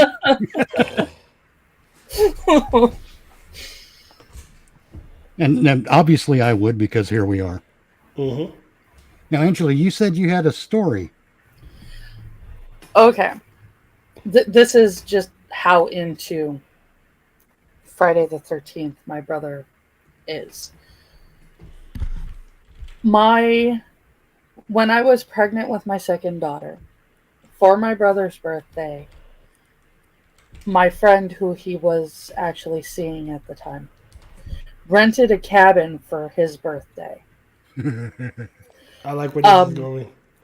It was literally my brother wanted to go spend a week at a cabin watching Friday the 13th movies in the woods. Right on. And my friend actually rented a cabin to do that. That's awesome. Now, I am like 8.5 months pregnant at the time. And we're sitting here in this cabin watching these horror movies. And the atmosphere there is so conducive to the story that I see a mouse come out of come into the cabin through like a crack in the wall. Yeah. And scream. And my friend thought I had gone into labor. And I'm like, no, something just ran across the wall. And nobody else saw it but me. So they were like, well, whatever it is gone now. Oh, my brother says rats. But like 10 minutes later, another one comes and like follows a longer path. So everybody sees it. It was only the weekend. That was how long it lasted because we turned around and like it took 10 minutes. My friend got I got everything packed up and we took off. Like that was it. Wow. Now how many of the Friday the 13th movies did you get like through? a 4-day weekend.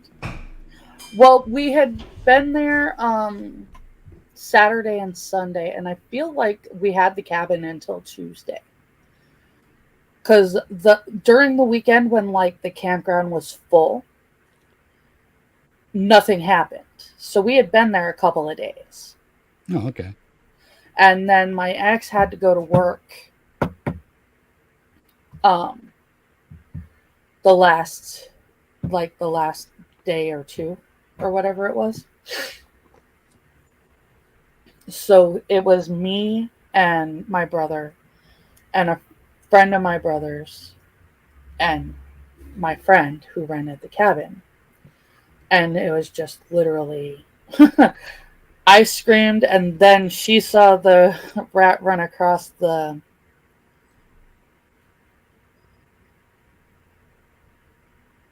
floor? Wall? Yeah, the wall. Dang. And then that was just the end. That was the end. We failed. It was an interesting experience. Now, I had mentioned earlier that I have this theory about the curse of Crystal Lake. Okay. And we got some 18 minutes or so before 8 p.m. So let's go into what I think here. See if this works for you guys. I think there is an actual curse. I think it's an ancient curse. And I think it's a forgotten curse. This is a curse that would predate the American Indian tribes and nations of the time. It would predate them. Okay. And even with them around, it was forgotten by the time they come around.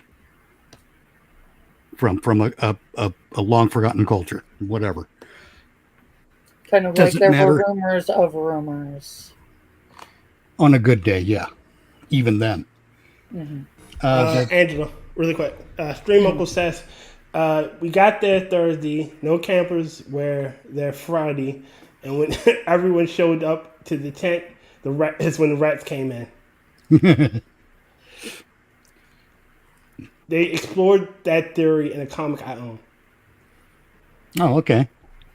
But here's how I think it pertains to Jason and Pamela. It's an ancient curse, long forgotten. No one knows how it works. No one knows how to activate it. No one knows how to end it. What I think happens is that when Jason drowns in 1957, Pamela is broken by that. In the following year, she murdered a couple of camp counselors. And since then, she had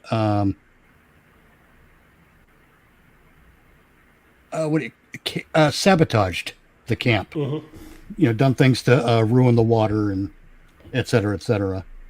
Mm-hmm. And for a long time, she'd spend summers making sure that camp never operated again. Okay.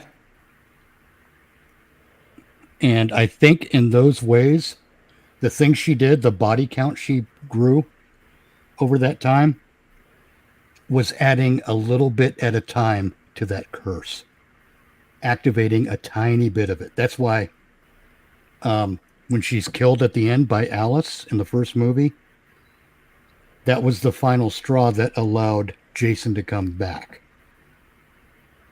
And that's why that would actually make sense. That would be a trigger to a type of magic.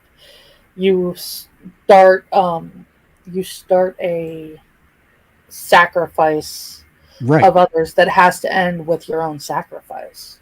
Right, but it's not her own sacrifice. They're like I said, it's the sacrifice of you. Right, but my point is the curse is long forgotten. No one knows how to use it or activate it or anything. So what we're left with is that old adage about chimpanzees pounding on typewriters until we get Shakespeare. Yeah. But in this case, we never get Shakespeare. We got ancient magic. Well, no, we have ancient magic, but it's also not activated the right way, and it's not activated completely. Okay. That's why Jason comes back. When we see Jason come back as a child at the end of the first movie, jump out of the water and grab Alice, that's not real. That's the curse letting the world know that Jason's coming back. Jason will now start to walk among you, basically. But everything Pamela did up until that point is what enabled Jason to continue to grow into adulthood. That's why in the second movie, I think it's supposed to be 5 years later, he comes back fully grown. I think it's supposed to be 5 years. No, I think the stuff at Camp Packanack, I think, is 5 years after Alice is killed. And Alice is killed relatively soon after the first movie. Yeah. But that's I think that's how that curse is in play. It doesn't give Jason any superpowers, but it does allow him to return from the dead. So every time they kill him, he can come back, and there's some mechanism by which he does. Now in part 4, when Tommy Jarvis hacked the shit out of him with that machete, that was a big, rough lump to come back from, so he was dead long enough to be buried and thrown into the ground. So, years and years later, when Tommy does come back, dig him up in part 6 and go to set him on fire to scatter the ashes, and Jason gets struck by lightning. That's why the lightning could bring him back, is because he is cursed, but it's not a complete curse. And that's how Jason. Catalyst. Yeah, the curse is a catalyst to allow him to keep coming back, but he won't just keep coming back. There always has to be a condition met. And now we're at a point where every time he dies from, the telekinesis girl or the toxic waste in the Manhattan sewer. What else happened? Necronomicon, punching outer space, all that stuff. There's always some mechanism for him to come back. And now we get this Ghost Jason version from Womp Stomp Films, and I think that kind of fits that. Even though in my head, the full Friday the 13th story ends with part 6, because after that we just get the further adventures of Jason Voorhees. Oh, yeah, that's because part 1 is the Pamela story, or rather the end of the Pamela story, really. 2, 3, and 4 kind of serve as a Jason Voorhees trilogy. It wasn't intended, but you can view it that way. And then 4, 5, and 6 serve as a Tommy Jarvis trilogy. And from there, it's just, then Jason punches Carrie, then Jason punches Manhattan, then Jason punches the Evil Dead. Then Jason punches outer space, then Jason punches Freddy Krueger. And it just gets increasingly ridiculous. Yeah. Bring that quote back up. I want to read that, dear. Oh. It was fun, but... Yeah, it was fun, but it wasn't good storytelling, is my point. I always felt Jason was more the Crow, a tormented soul trapped, and him seeing his mom killed and rebirthed himself as the superhero he knew as a kid. Maybe. That's a good theory, too, I think.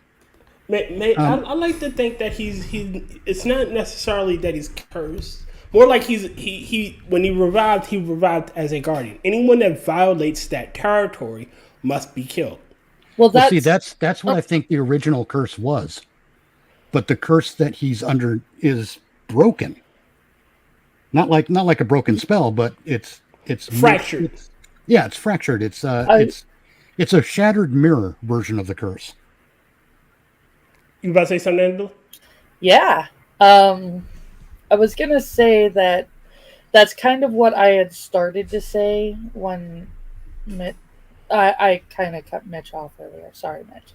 That's okay. Go on. But that it was like they accidentally started off a ritual that would have, well, Mrs. Voorhees accidentally started off a ritual that would have summoned a guardian for the land that involved you had to sacrifice. Say you had to sacrifice, like, willing sacrifices, people that were willing to give themselves up to protect the land. Okay. And because they're technically camp counselors, they're there to protect the kids.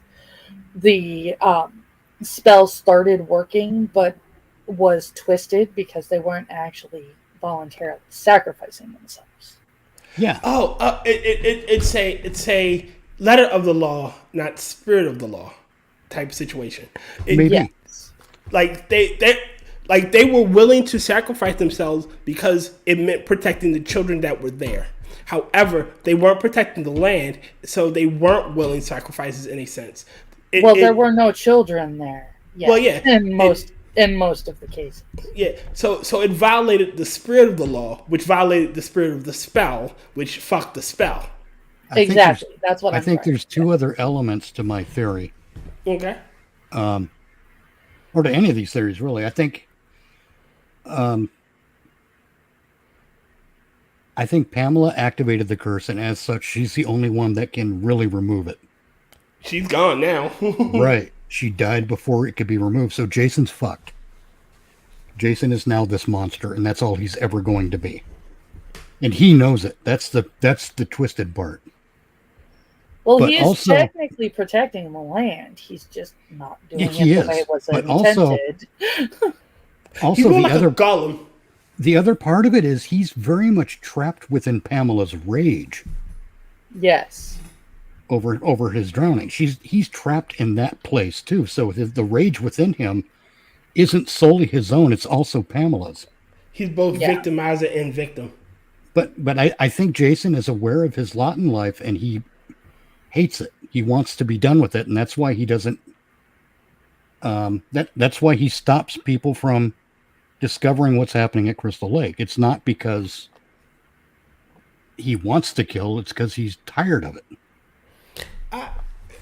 I like to think that when he's sitting there in his house alone, he's in a sort of stasis, and like, as long as no one bothers the land, I'm good. I can rest, you know?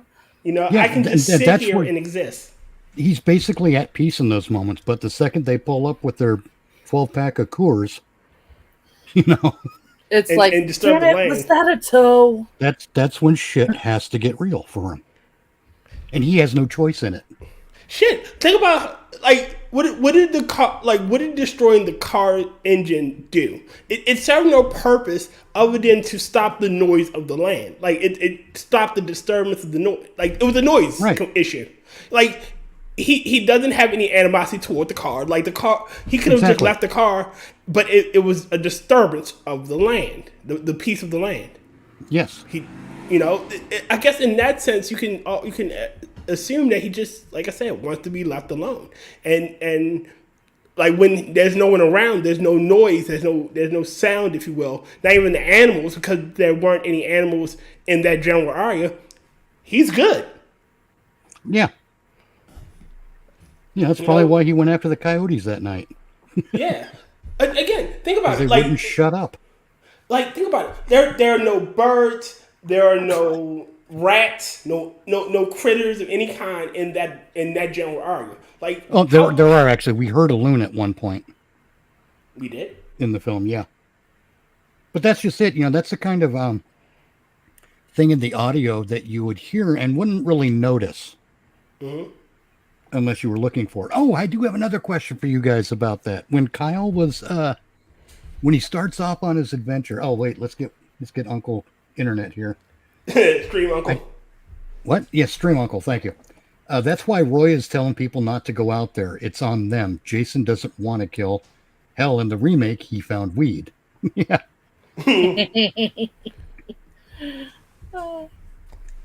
I don't have a lot of faith in the remake. The remake did well financially, and they just let it go to hell after that when they should have made a movie again. But I'm kind of glad they didn't because... Hang on, I got a sneeze coming on.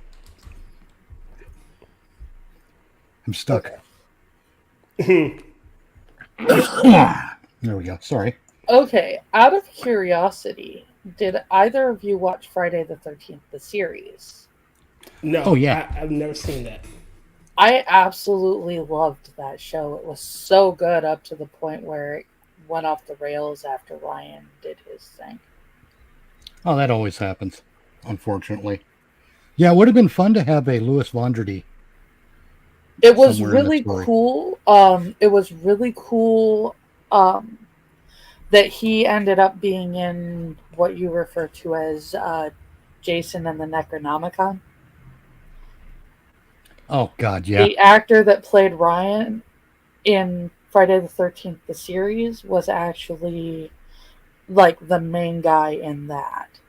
Not Jason, Yes. but... Jason Goes to Hell. Yeah. But here's the other thing I wanted to ask you guys, because this was my experience watching Never Hike Alone the first time. Were you, while Kyle was traipsing through the woods, making his way to Crystal Lake, after Jason had spotted him on the trail and the no trespassing sign, were you guys constantly watching the background looking for hints of Jason? I'm not gonna lie, I was. Always. Angela? Me too. Always. As soon as you know someone's going to die, or at least as soon as I know someone is going to die, I look for signs that it's going to happen. Yep. I mean, good call with the foreshadowing, Angela. And oh yeah, no kidding. And I just, when I first talked, the first time I talked with Vin DeSanti on a stream, that was one of the things I brought up, was that throughout the whole movie, I'm like leaning into the monitor, watching it, and I'm looking at the background, waiting for Jason, waiting for any little clue that that's Jason right there, And I think that was, even now, I think that's one of the most fun parts about this film. It's literally like, where is he? I know he's there. And I did find out from Vin that Jason isn't in any of those shots. Yeah, I know. It was driving me nuts. I mean, I watched it a couple times, okay, this time I'm looking over here, this time I'm looking over there.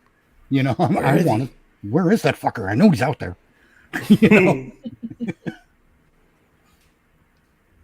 And again, that I think is an example of really good filmmaking. Is when you get the audience that invested, where they're not looking at the thing they're supposed to look at, they're looking everywhere else to see, is he there? Mm-hmm. That is grabbing your audience by the balls. We remember, even my questions doesn't stop me from liking the film. Like we've talked about this again. When a film does good, you have questions. Yes. And some of them shouldn't be answered, and some of them should. But if you walk away and still got questions, and you're theory crafting like we're doing now, yeah, it breathes life into the story. It extends the existence of the movie. Well, you know what part we're in right now? What? We're still watching the movie, but this is the unspoken part of the movie, of all good movies. We are now in the phase of the movie viewing experience where we're at the table at Denny's with our cups of coffee, having our cigarettes, and we're still talking about the movie. We're trying to figure out, like, yeah, come on now, this is... Yeah, long after the movie part? has ended, we're still going back and forth about it because it's a damn good movie. Yes. And, that's one of the units of measure for filmmaking success, I think, that gets... well, there's no mechanism, I think, to report on that. You can report on the box office take, the size of the audience and all that stuff. You can... reviews online, but there's no. But did your audience invest themselves in it? Oh God, yes. Do they actually talk about it once they leave the theater? Yeah. And how long does the conversation last? Do you end up talking about it the whole rest of the night, or can you sum up everything you thought about it in that's 10 minutes or however many minutes long the movie was that I can't get back? Yes. Like, and exactly. there's how when we do our movie reviews with Rod and James, like, depending on if we like the movie, we'll talk about it. This part, that part. If we don't like the movie, oh God, this shit sucked. Actually, we tend to do the opposite, actually. Do the opposite. It takes us longer to talk about it if we didn't like it. Otherwise, because we nitpick, we get sidetracked into things that the movie made us think about, which usually ends up being like information about the guns that were in it. Or well, yeah, this is one of the things I like about Never Hike Alone is that there's no politics, there's no activism. And when I say politics, I mean real world politics. Mm-hmm. Right. It's not telling us the what to think politics about anything. Is the cop does not like Tommy, and that's it. Right. The politics are unique to the story being told, and that's the way to do it. There's I think that fight scene should have been better. I just think he should have used the goddamn 3-in-1 to actually land a serious blow. It wasn't bankrolled enough to have the special effects that you would need to have a decent fight scene here. Right. No. I'm just saying they set up the shovel thing as this, it's this, 3. I'm doing the whole product placement, and then you could have the one line where he goes, "Hey, it actually works." Well, yeah. See, that's one way to go, but also that would have really pissed me off, actually. I think that would have annoyed me too, because that's a little too corny. That's exactly what I was talking about, where it takes itself seriously. It does not get up its own ass, but it takes itself seriously. Yeah, because as soon as that happened, I would have been, well, okay, now this was a waste of my time. Let's assume he smacks Jason with the edge of that shovel and cuts Jason's neck like he did with the axe. Mm-hmm. And what's he going to do then? Look at the shovel and go, well, it's not a piece of shit after all. Well, I mean, I'm talking about when he first uses it, when they're slugging it out in the first part of their fight, when he gets the laceration. Yeah. Now, if he'd used it then, and then when he got clear enough away, he goes, I'm gonna have to take you with me,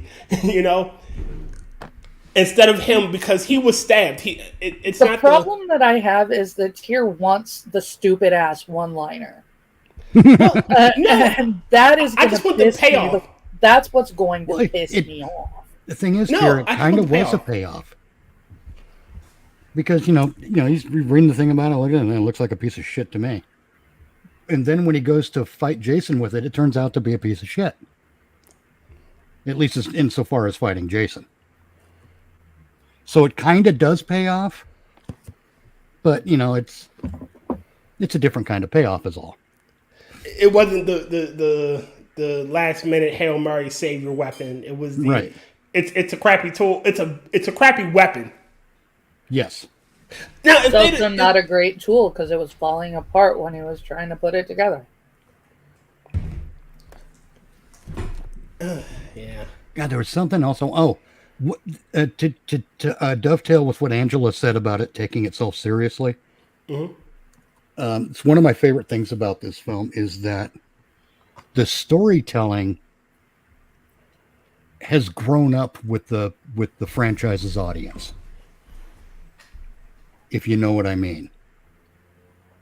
Because even part 6, it was made in part to be a comedy. Okay. With the two little boys. I say little boys. I'm 55 for fuck's sake. But the two kids under the bed when Jason's doing his thing, and one looks to the other and says, "So what were you going to be when you grew up?" Those kinds of exchanges. Mm-hmm. That kind of stuff worked then. I don't think it would work so much now. It worked in like 1990 whatever when that movie was released. Shit, that might have been 89 even. Or 80. No, that was 86, I think. Anyway, that kind of a movie works in 1986, not in 2017 when this was released. Okay. Because audiences now are a little more grown up, a little more sophisticated. Yeah, it was 86. Wow. And our tastes having evolved in that way, even younger audiences, they're more sophisticated now than they were in the 80s. And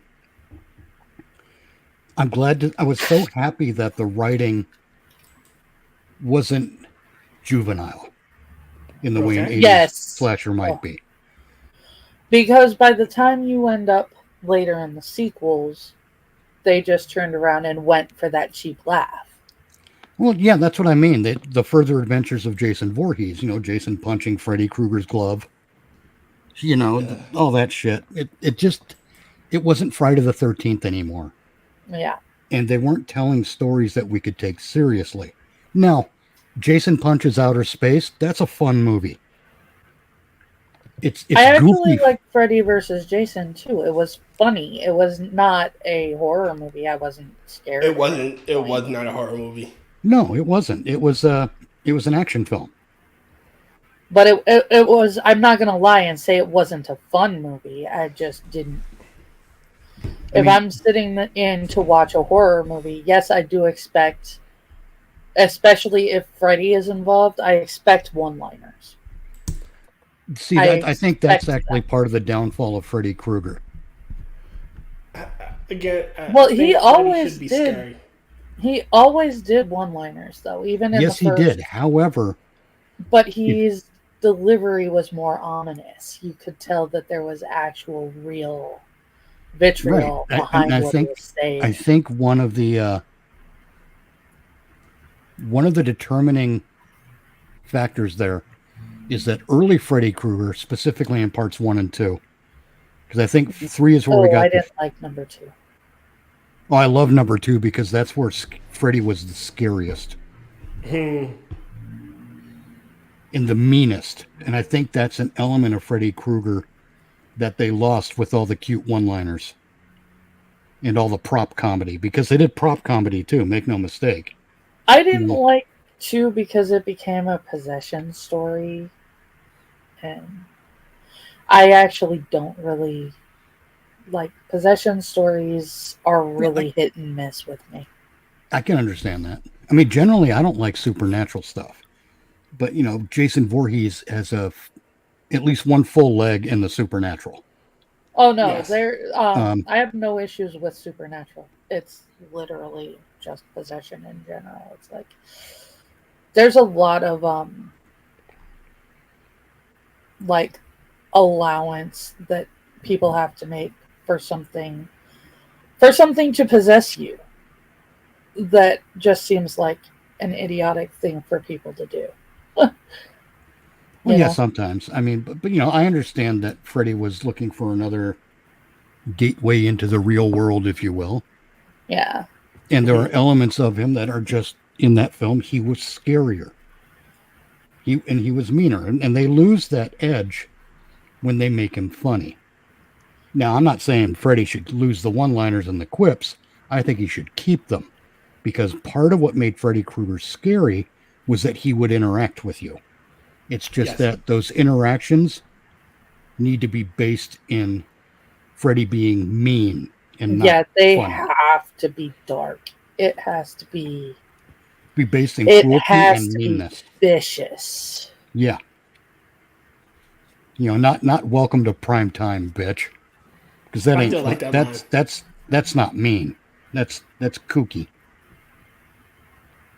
It is kooky, but I actually kind of, as somebody who was pursuing theater, I actually can see the cruelty in that because she very clearly was never going to have a career. Well, there is that. And it was just like, hey, bitch, this is the only way you're getting on TV, you know? Here's your big break. And and again, this is one of the great things about Never Hike Alone. We're still talking about shit in that field In of its endeavor. relation to. Yeah. Yeah. I mean, we've been done with the movie for about a half hour. We're still talking about things in that area. And it's, like I said, it's the sign of success of a film that you can't measure really because there's no unit of measure for it. Yes. And I think it's kind of sad that there isn't, but it's also kind of good that there isn't. Because there are different ways to talk about a movie after it's over. In this case, we have Never Hike Alone. In another case, we'll have The Room. And with a movie like My The Room, brother is actually stating something that we both agree on, which is that Jason didn't get his definitive look until part 7, and Kane Hodder is literally the best person who had ever played him. part 2.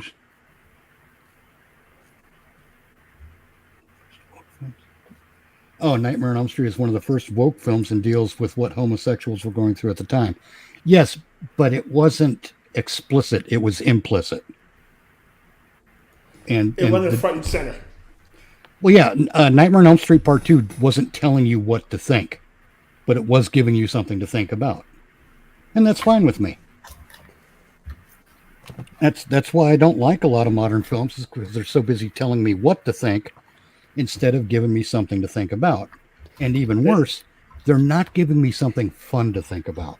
They're beating you over here with the message instead of, weaving it Right. into the story. So, I mean, I wouldn't say it was a woke film. I'd say it was an interesting choice, certainly, because a lot of what they did in that film, though, had what do you call homoerotic overtones. It was still very mean and cruel, and very fitting with Freddy Krueger in that way. What the hell am I seeing there? Nothing. Am I? Yes. And I think it's a valid distinction when it comes to what the hell is happening. There it is. No, it isn't. What's going on here? There. Like I said, activism, I think, ruins entertainment. I don't care what the activism is for. The last thing I want in entertainment is anyone with any message turning to the camera and telling me, now let this be a lesson to you kids out there.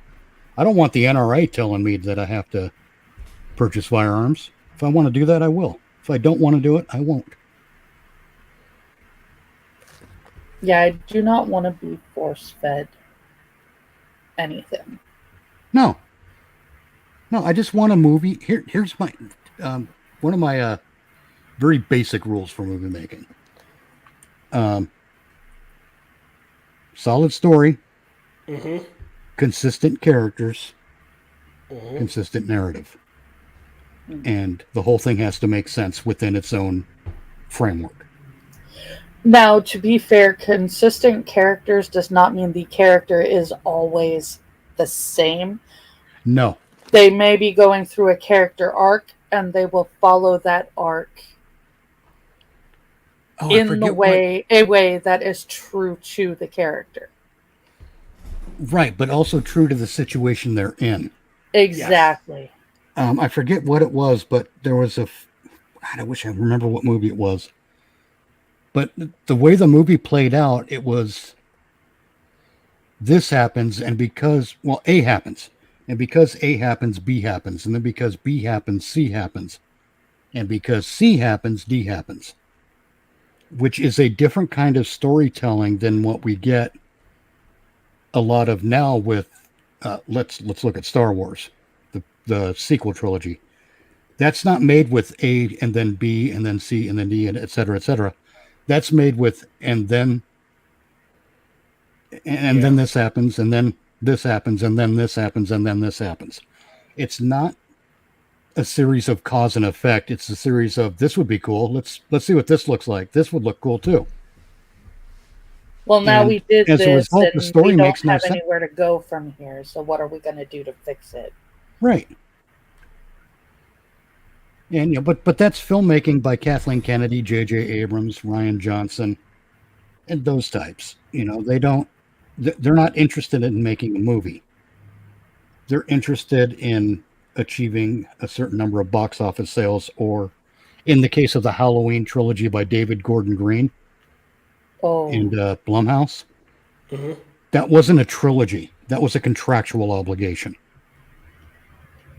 And it was done so very badly.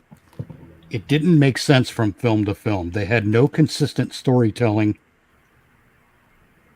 And it just, a few cool shots here and there, absolutely. But it was a bad story. And it made no sense. Corey Cunningham comes out of fucking nowhere. Corey Cunningham, if they wanted to do a proper Corey Cunningham thing, they would have planned that shit ahead of time. He would have made a small appearance in the first movie. Maybe that babysitting gig where the kid dies would have been in the first movie. And you'd have escalations of what that character is going through and experiencing throughout the three films, not just spring them on everyone because you hope that Halloween would take a different direction and you could sit on the top of that particular hill afterward. Because that's what that was. That was crap. They used COVID to justify the bad writing, but that was crap.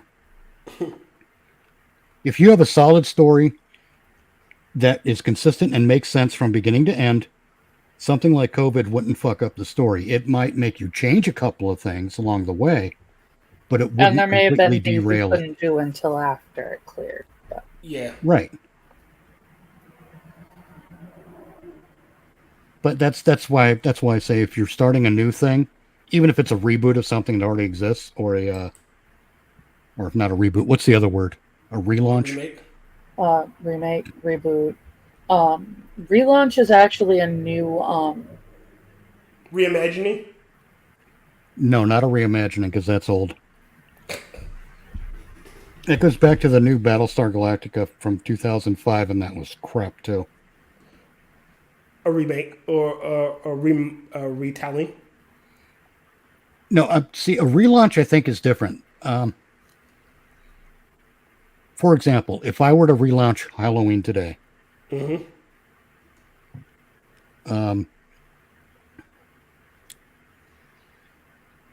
would relaunch it with Michael Myers. Okay. First, I have to define what a relaunch is. A relaunch is taking the existing property and adding to it. It's been 15 years since we've had a Friday the 13th film, for example. Okay. And that was the remake. So the remake we can just cut from canon or treat as just another The Adventures of Jason Voorhees. But even then, we got to cut it from canon because they tried to work in too much stuff from the existing films. So it's a reboot. So get rid of that. Okay. And we relaunch from after whatever the last logical point was in the main timeline, which I'm going to say is part 7. Because part 7 is still a good movie. Part 8 gets, that's where we're leaning a little bit more into the silly, and I can't tolerate much of it, even though I like a lot of the actors in it. But from part 7, you pick up from that point, 30, 40 years later, and Jason Voorhees is still kicking around. Just like what the way Womp Stomp Films did it. They brought Jason back to Crystal Lake. We didn't see that part of the story. That part of the story is still hanging out somewhere, waiting to be made. You know, he returned to Crystal Lake from Manhattan. First two were great. That third was their season of the witch. What's it? Okay. Again, I like Season of the Witch. Okay, internet uncle. What phrase? Uncle? Stream uncle. Stream uncle. Angela Stream mom. I'm never going to get that right. I'm never going to get that right, just to be clear. Okay, stream uncle. It's okay. He's probably sitting there going, "What the hell is this stream uncle shit?" So, Probably. It's because you are stream mom. I understood, but he doesn't know that here. Bring that quote up again. I forgot what I was going to say. Oh, okay. Hold on. Right, third was their season of the witch. I was going to say something there, and I just, God damn it. The whole internet thing screwed me up. Stream uncle thing. Damn it. I had a question. It's not coming to me. It'll come to me at 2 o'clock this morning. It was probably about his comment that the first two were great, but the third was their season of the witch. I'm gonna no that. Oh, I remember now. Thank you. I got it now. Okay, stream uncle, Captain Clown. That'll work too. I want to ask you this. Were you annoyed that throughout those 3 films, it seemed like all the characters in the movies had seen all of the Halloween movies? Because that got on my fucking nerves. I'm just curious about that. That's one of the things I hate is when all the characters in the movie, in the relaunch, because that's what this Halloween air quote trilogy was. It was a relaunch. But all the characters in it acted like they saw all the other movies, and that was annoying. Yeah, that kind of is annoying now that I think about it. It really was kind of like you're supposed to be part of this world, not part of the like these events should be, mysterious to you. Right. I mean, because in that world, Michael killed what? If we're going to go kill by kill in the original film, because this movie is a sequel to the original film, or this trilogy rather. Mm-hmm. The original film, he killed Judith. He killed the guy from Phelps' garage who was driving the truck where he got the coveralls. Mm-hmm. Then he killed he killed one dog where Loomis said he got hungry. He killed Max. I think it wasn't Max. I forget the dog's name. He killed the other dog at the house where Annie was babysitting, at Lindsay's house. Then he kills Annie, Bob, Linda.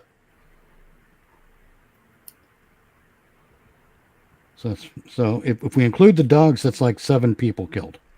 Okay. And if we don't include the dogs, that's let's see, Judith when he was a kid. So that we can minus that one out too, because that's not part of the killing spree that took place in 78. The killing spree that took place in 78 was the guy from Phelps, Annie, Linda, and Bob. 4 people. Why does he have this big, massive monster reputation in those movies? He's barely a boogeyman. The only way he can have the big old stupid monster reputation at movies, a reputation so big that internet true crime streamers or true crime podcasters have apparently crossed the Atlantic to try to get an interview with Michael Myers. His story wouldn't be that big. I could see him being an urban legend. I could only see him being an urban legend insofar as maybe a couple of different neighborhoods in Haddonfield. Mm-hmm. And then only because Lori wouldn't shut up about him. Technically, he is an urban legend.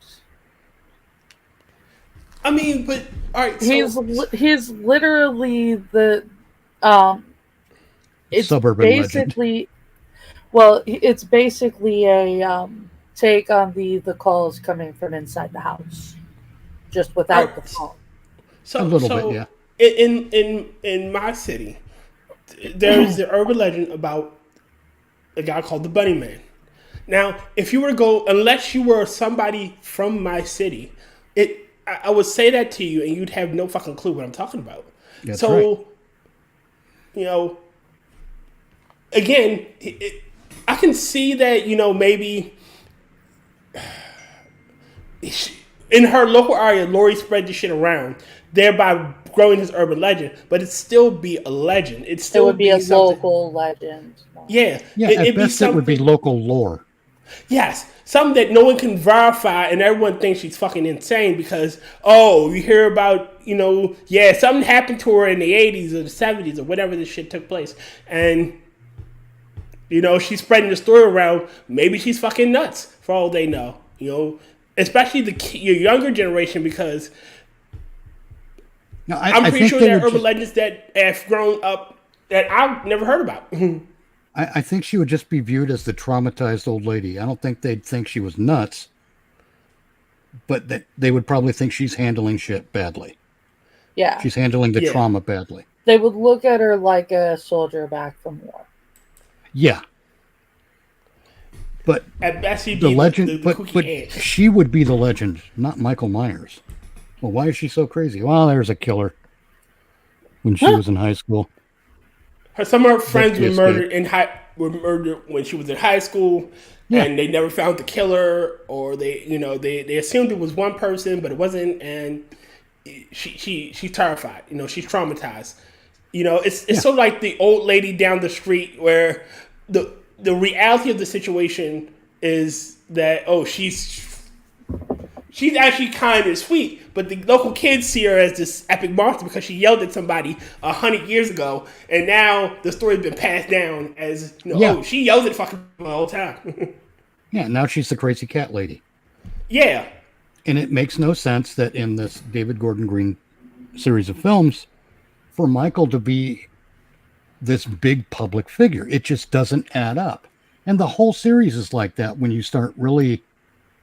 And I hate myself for doing it, but I sit and really watch this stuff. You know, I sit and really pay attention. Well, it and is it's because you have a love for that first film. Well, yes, clearly I do. If you look at my other Rumble content, he killed his sister, never talked again, and then killed a bunch of other people. That would be a story to people and got locked back up. Manson got more mail than Santa. That's true, but the Manson stuff was sensationalized in a way that the Myers murders would not be. Well, even then, because the Manson stuff involved Hollywood starlet, Hollywood and so people. forth. Yeah. Yeah. So it had an air of it had national attention because, again, she was a starlet, and even with that, it's still. Here's this high profile thing versus this local issue. Like, no one of note was killed. No one of note was hurt. You know, right. No one of note was involved. So why would the national news care?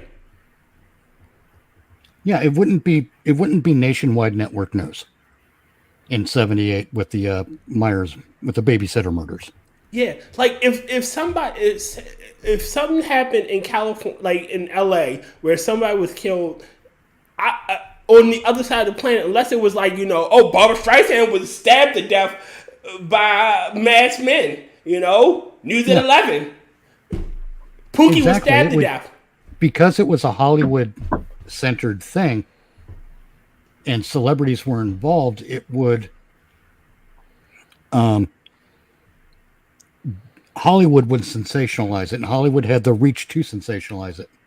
How would, in a real world in the 70s, would a little boy going crazy killing his sister, then breaking out and killing others later? I'm suspecting there's more to this question. He is basically arguing suspension of disbelief. We're overanalyzing it. Maybe. I mean, but again... Or are we overanalyzing it, or are we noticing certain patterns, because Ed Gein did get a good degree of popularity or notoriety as well. I was gonna say I did the serial killer iceberg on Wendigoon's channel, and there are a surprising lot of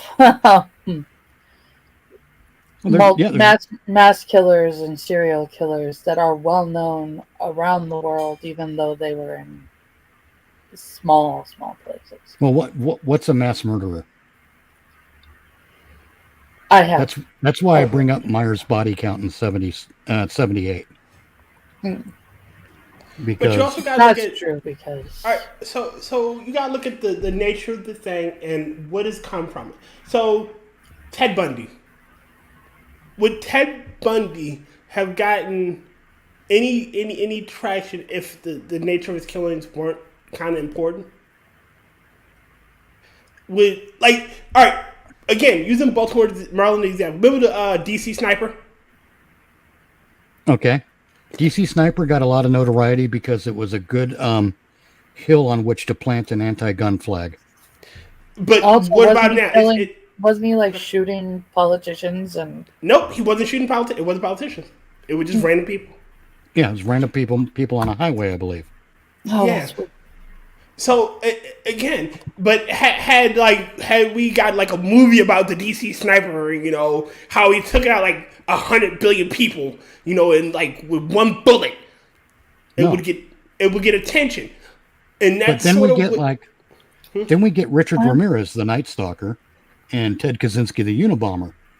Now the Unabomber, because it involved the U.S. Postal Service, and an explosion is a sensational thing, and if it bleeds, it leads. That's a good that's a good way to grab headlines. And then you got like the Timothy McVeigh,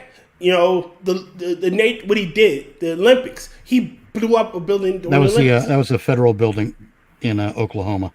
Yeah, Oklahoma City bomb. You've got the wrong one. My bad. Old age is setting in.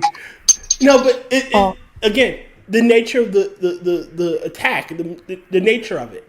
So, but it's still versus local family serial killer going nuts, and versus an explosion that could be seen miles and with a federal building. And is he still out there? Where did he get away? Like, we got so many questions. Let's go interview somebody. Hell. I see what you guys are saying, but I actually kind of agree with Peter. Yeah, there's two things at play here. Hold on. Mass murder is a single death murder. I don't think that's right. A serial killer is multiple deaths over multiple days. Yeah. A serial killer is... Oh, go on, Angela. He means multiple people killed at one time. Okay. It just didn't. A single killing. Well, see, this is where Michael Myers becomes interesting too, because they'll call him a serial killer, but if we're just looking at what happened in 78, or up to the point of 78, he's really more of a spree killer. Yeah. But the point that I'm trying to make is it doesn't seem like it's known like outside of town, just that everybody in town knows about it. And if you know what life is like in a small town, if it's the only thing that's happened ever, I could totally see that. Yeah, I could see that too, lasts forever. I could see that too, but they wouldn't be acting like they'd seen every other film in the franchise. That's where it breaks down for me. I don't have a problem with them using the silver shamrock masks. I think that's actually a fun way to recognize the movie.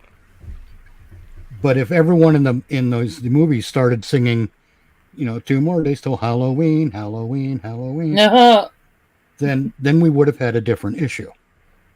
I would have been like, this is fucking stupid. But I think they handled the silver shamrock masks in a way that's much better than they handled everything else. Because the first film almost instantly goes barreling out of its way to say, this movie is not related to any movie after the first movie. This movie is only about what happens after the first movie. You can ignore every other movie. And we get like a bunch of different dialogue to that effect. And it's like, oh, God, shut up. No, it's not his sister, just something somebody made up. Shut up. Okay, so all they had to do was say he's been in the lockup since 1978. That's all they had to say.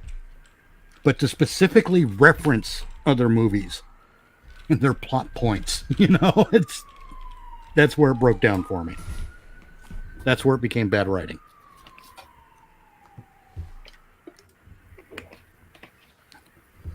how many people did he? Let me see real quick.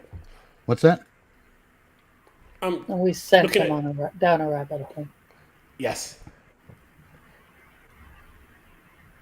I'm trying to see the kill count in the first film, because if it said that the first, because what was just the first film that mattered in the new series. If that's the case, then it wouldn't be that much. But you said it was the dog. 2 dogs. It was 2 dogs and 4 people. 2 dogs, 3 teenagers, 1 garage Adult mechanic, male. and his sister. So it's 5 people. I mean, would that make national news? Well, I don't know. See, this is where it gets interesting. Well, if it there's could something make that national news given his age when he killed his sister. So the sister's death could have made national news. Yeah, the 6-year-old boy who killed his sister, that's going to make news. That's sensational. But the escaped loony, age 21, who kills 4 people? That's literally just going to sound like the Hook Man. Yeah, that's almost just Thursday,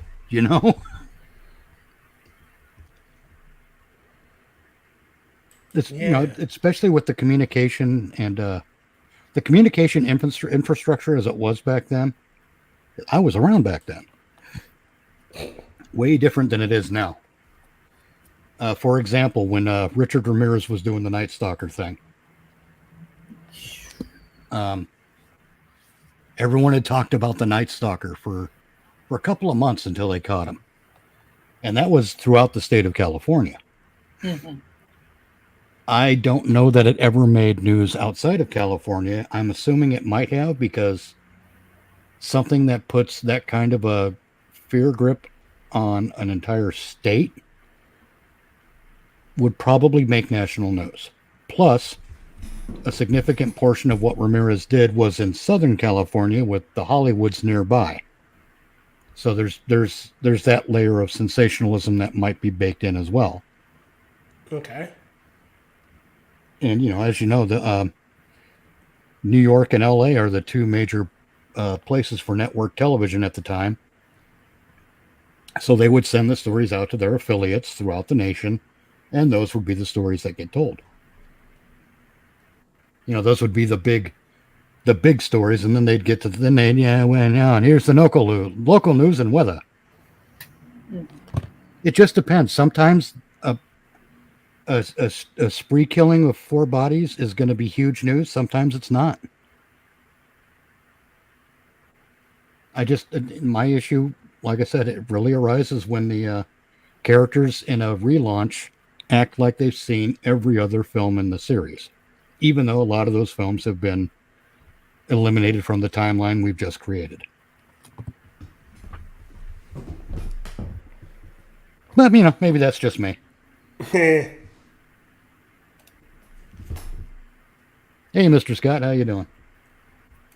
What up, Mr. Scott? There. Anyhow, anyone got anything else? Or are we going to wait till next week to watch the next movie and... Oh, yes. And have a whole hell of a lot of fun. I got to tell you, there are other fan films out there we can do this with. I mean, I'm always up for it. All right. Because this is certainly taxing my system less than playing a game. Hi, Mr. Scott. I was trying to figure out where the heck you were. Oh, he's over in my chat. Well, oh, it's he's over over on here both now. chats. Okay. He's everywhere. That chat hopping son of a. Anyway. You want to do your outro first, or should? Well, do your outro first, my friend. Oh, mine's real simple. Wait a second, I forgot mine. Oh, mine's real simple. So simple it slid out of my brain. I love getting old, man. This is Mitch Nemo. If you like this kind of content, please like, share, comment, and subscribe. And until next time, this is Mitch Nemo signing off. I want to thank you, ladies and gentlemen, for joining us. It was very fun watching Never Hike Alone, the Ghost Cut, which is fucking phenomenal. I completely and utterly recommend it. Thank you, Angela, for joining me. And joining me and Mitch. I hope you join us next week. If you go to not the pinned comment, but if you go to the description, you will find 5 GoFundMes. They're for my friends James Colley, Angela Arreaga, Moonshot, The Hey Camel, and Maddy. All falling on some hard times and they can use a little assistance. Anything you can provide would greatly be appreciated. So, if you like the content, please like, share, and subscribe. And we will be back next week, hopefully, or definitely, with Never Hike Alone 2. Have fun, guys. Go to the movies. Rock on, everyone.